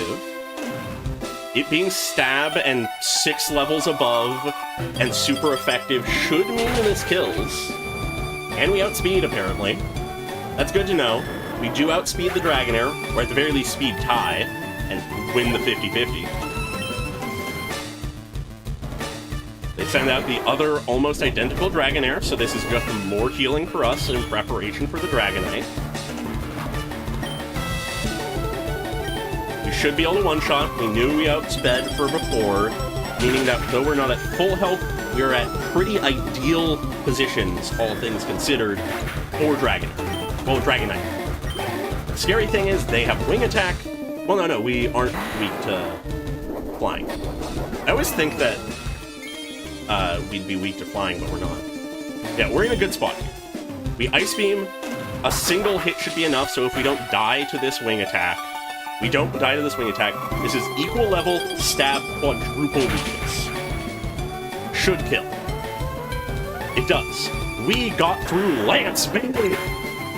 Further than last time. Just the champion left, and we have all but one of our mons.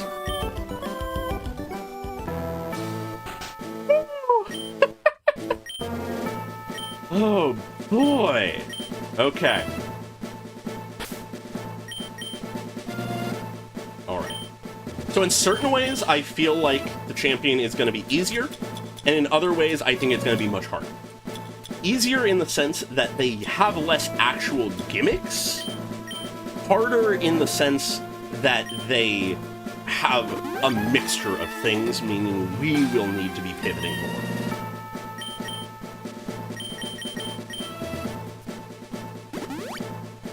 But we should be able to do some stuff here. We have, on Levaviv and Sombosa, an answer to Pidgeot. We have in Murmple, and technically in Pumpkiss with fucking Dark-type Pursuit, an answer to Alakazam. Even if it's not, like, the best answer. Rhydon we have 2 answers for in Sombosa and Wahindo. Executor is Psychic type and Grass type. So, Murmple can shine there, as can Sombosa. Yeah, pretty much those 2.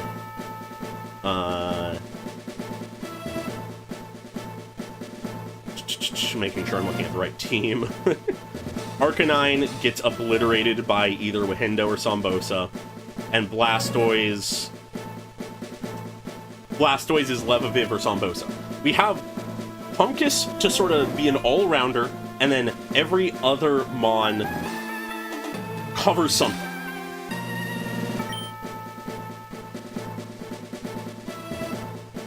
Okay. I think Sombosa covers the most things, including the thing they open with.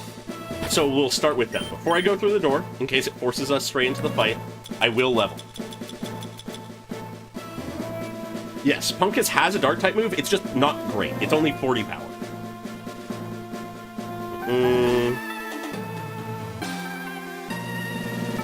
63 is our cap. This is the highest level any of our Mons will ever be.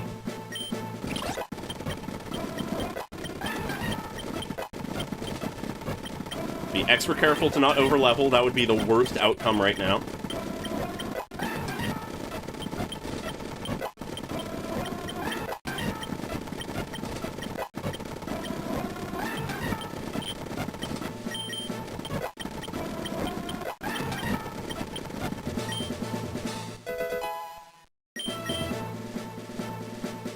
yes, refreshing on PP will also happen, because there's literally no reason not to at this point. We will check who is in the most need, as we only have so many resources. Sombosa is going to be using a lot of stuff, so I think we'll want to use something that fully raises their stuff, because they've used a little bit of everything and want as much as they can. So they'll either get the max elixir or the normal elixir. I think the normal elixir would be enough, honestly. Yeah, the normal elixir should be enough. So they'll get the normal elixir.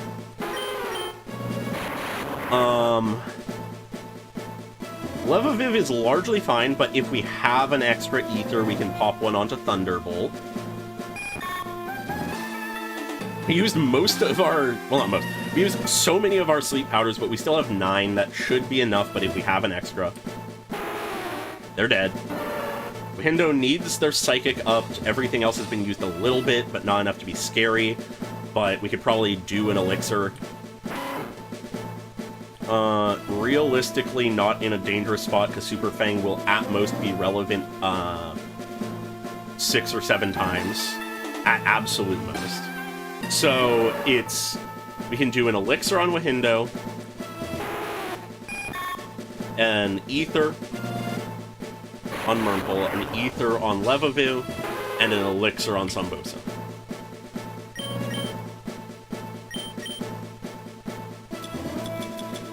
We have 2 Ethers, perfect. Thunderbolt.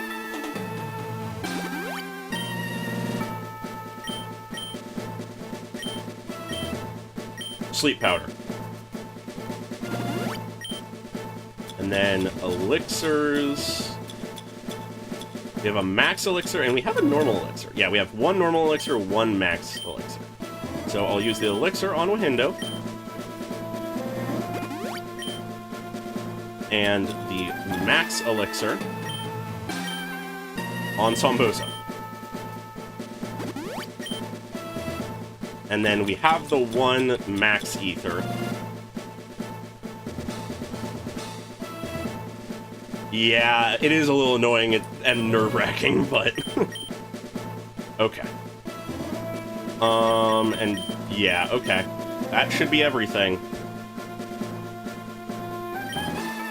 We're on level. Everyone has items. Composa's out first. Here we go. Champion. This is the end. It's a good thing I did that before we went through the door.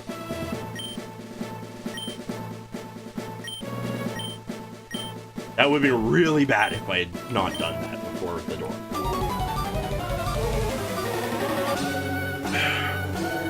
It's time, the farthest we've ever gone. With decent chances. Alright, I want to be as good and careful as possible here. Both ice and electric do fine, so I'll go for the stab. It's faster, not too surprising. Aerial Ace only does about 40 damage though, so we should be fine on that. Maybe we one-shot, not quite. But we can absolutely just use... well, no, they're going to heal now, which honestly, good for them to waste a heal now. Because we can just Ice Beam. We got this. We got this. It's a good waste of a full restore, because that just means we heal a little bit as well.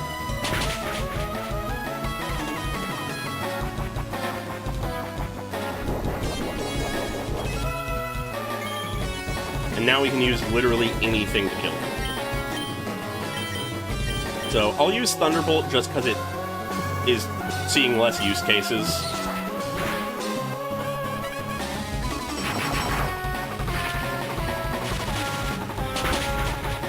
There we go.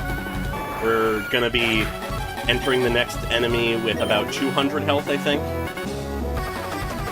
Rhydon, worst mistake of your life I have served. Same level, this time with Surf. Should be about the same. Probably gonna end up wasting their other full restore. Unless we crit or something. Or they're just less tanky. I'll take the one-shot. I don't think of Pidgeot as a tanky thing, but okay. And then Executor. Executor is weak to ice. There we go. This is a bit of a Sumbosa sweep, but I'm not upset about that. Higher level, though, so probably won't kill. And out of heal range. They set up a light screen. That is annoying because we are mostly special attackers. But that is just healing for us, essentially. And then we can just Ice Beam again.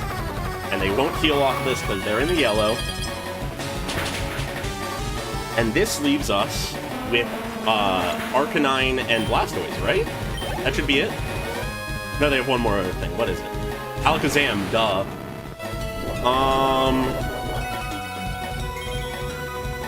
So our best option would be pivoting here. But Sumbosa is powerful.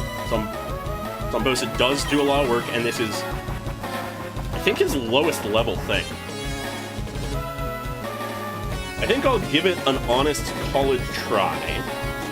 See how much damage we take in a single hit. We can't get crit, so we're fine on that. They will outspeed us.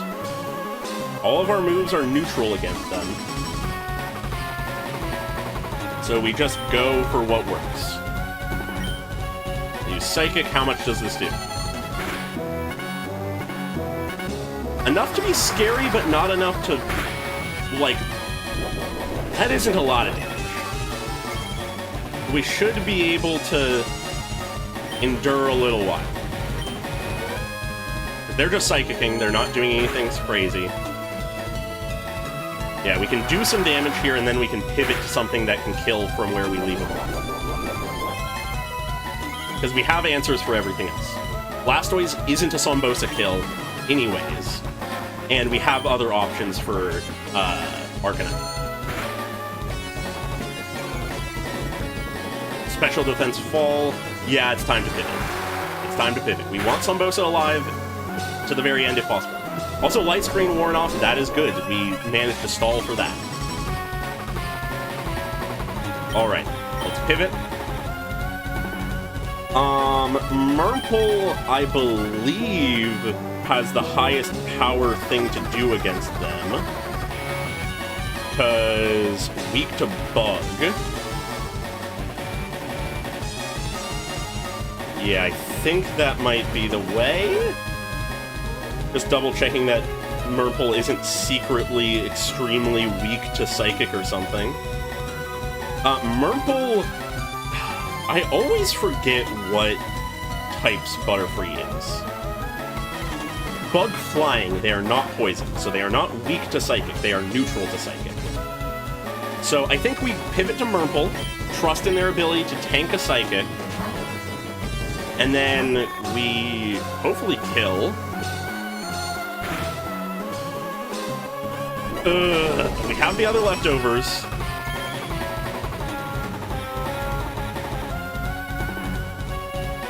Okay. That took us from 156 to about 70.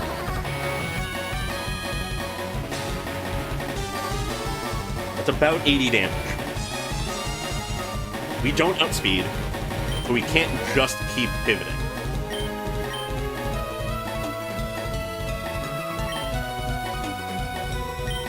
Silverwind should kill. If we survive this, we win. We do not survive this. Tragic. I'm very sorry to do that to Murple, but now that is a clean switch.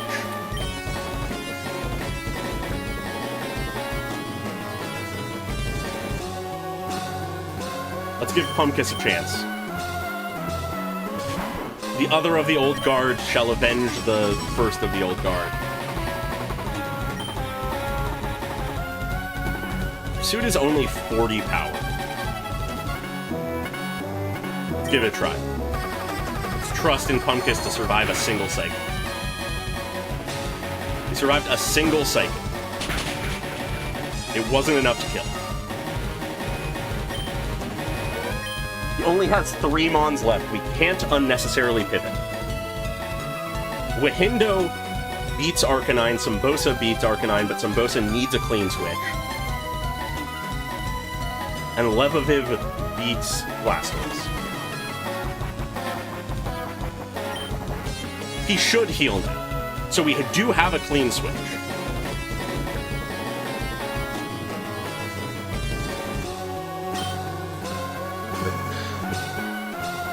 We go to Wahindo? Oh, you're so right. You are so right. Super Fang. They heal, we put them to half, and then we consider pivoting. Thank you for that. Oh my god, that was a perfect move, actually. That is the ideal move there. Thank you so much, Pokemon. I had forgotten completely about that. Alright, we do not survive another attack.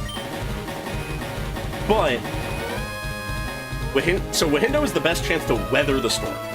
They're gonna Psychic, probably. Wahindo is Psychic type, they will resist. We could throw Surfs at them until they die.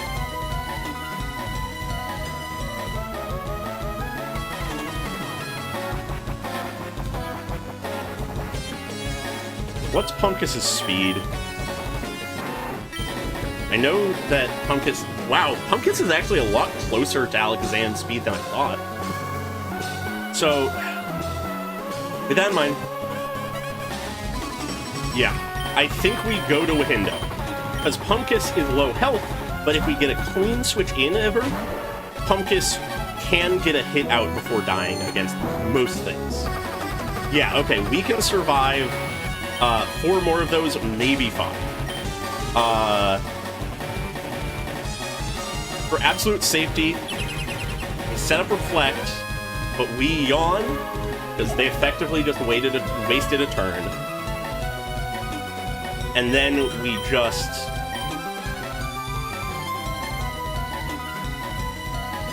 Honestly, Calm Mind. We can tank 1 more hit. We're totally fine. We can tank a hit from something else, presumably. Let's build up and have Wahindo sweep. The Wahindo sweep is coming. I'm gonna do 1 other Calm Mind. Just 2. Not be greedy. And then we will go in.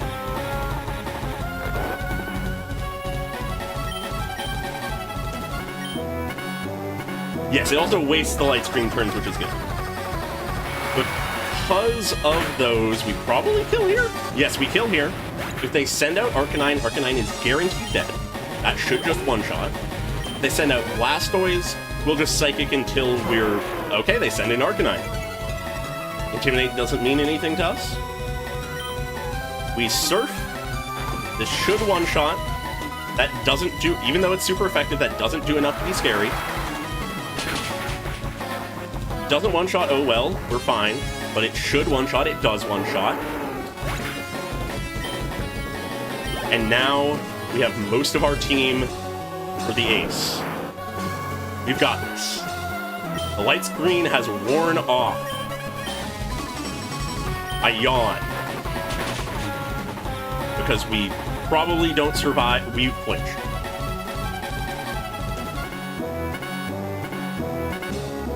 How much did that do? We went from 84 to 48. We should, unless that was a low roll, be able to tank another. And then pivot.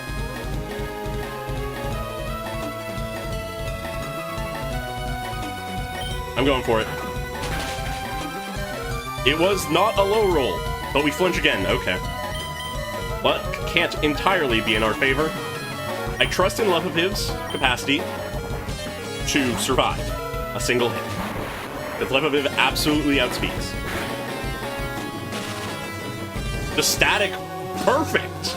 Okay, though the flinching was painful, that is perfect. Oh. You see what I'm seeing? You see the option that I am seeing. I'm gonna Thunderbolt first, because we shouldn't one-shot. But, oh, yeah, no, we don't one-shot. Yeah, okay, and they're paralyzed, they're helpless. no matter what kind of berry you have, this won't save you. I feel like this was destined. I feel like there is no better way to end the Nuzlocke than with a bang. Quite literally, a glorious finale. Explosion. You did good work, Levaviv. You did good work. Far more the star, the MVP, than could have ever expected, and this is the best glory I think I can give you. Just like that. We've done it. It took 2 separate timelines. 2 attempts in this timeline, 3 attempts in the last. But we did it.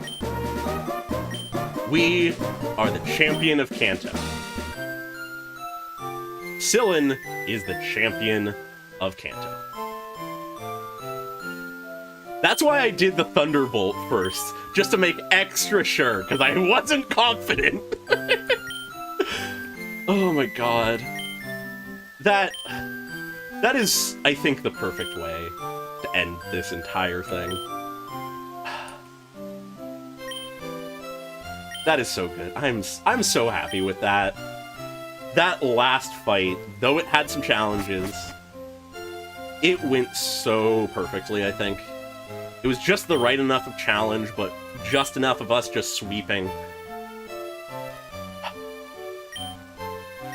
I feel good. I feel good about that. I am satisfied with how this ended. Everyone put in their best efforts. Some did more than others, but everyone put in their best efforts. And we only ever had 1 death in this run. Zombosa, Levaviv, Murple, Itaplixie, Wahendo, Pumpkus. All of you had your moments. All of you did something to help us to win this run. Nearly 19 hours of playtime, and Sillin is the champion.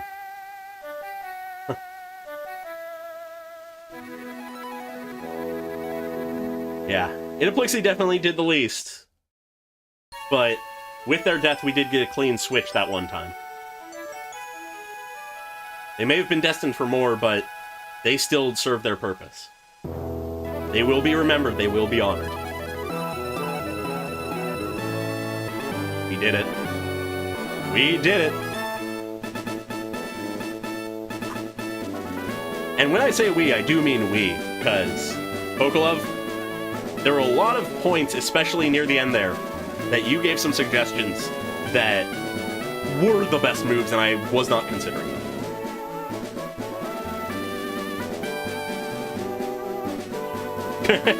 Yeah, that'd do it. That'd complicate it.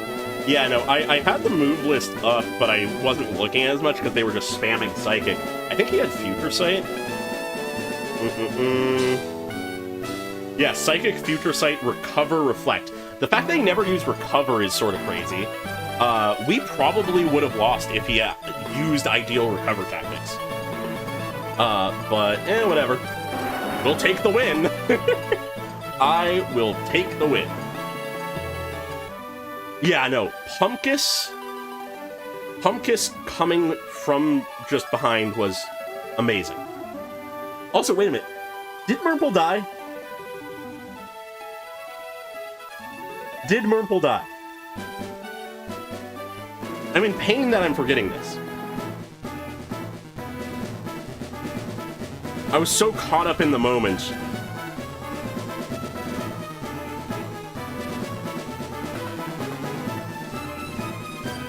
Yeah, and Murple died, yeah. God damn it. It wasn't as clean as I had hoped, or thought it was, at least for a moment. But Pumpkus, the reincarnation of Rumpkus, they did avenge to a degree Murple, or at least attempt to. One of the old guard, one of the oldest guard, made it to the end. and I'm happy about that. This team was a mix of old and new. We brought Pumpkus and Murmple with us, but we also brought some new faces, including the newest face, Sombosa. And Sombosa did work. God. Well, with that, we've done it. We have beaten LeafGreen in Nuzlocke form. And with that in mind, not next week, because of course that will be Zenless story stuff, presumably. But week after that, same usual time, that will be the time for us to start either Heart Gold or Soul Silver. Probably Heart Gold, just for the sake of the one I haven't played before. But yeah, I'm excited for that. It's going to be a Gen 4 game, so some things are going to be better. Moves are going to be separated out into what they actually should be for physical versus special split. More Pokemon will exist, that kind of thing.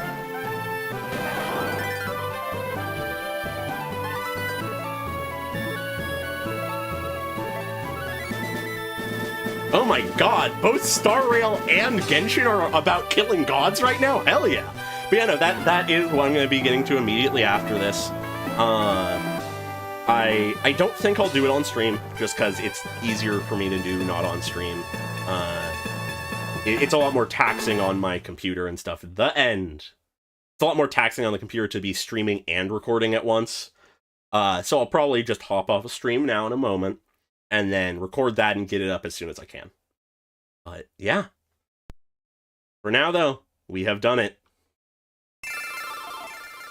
We have beaten LeafGreen.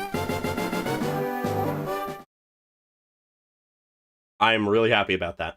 But though I otherwise would maybe linger a bit, discuss the run, discuss what we're doing next, that kind of thing a little bit more. Given that interlude released nearly 2 hours ago, I'm very eager to get to that. So I'm going to end stream now. Hope you all enjoyed. I know I did. I was disappointed that the first run ended so close to the end, but I'm very happy with how the second one went. Lots of twists and turns. Yeah, so hope you all enjoyed, and keep an eye out for the video later tonight, I guess. See ya.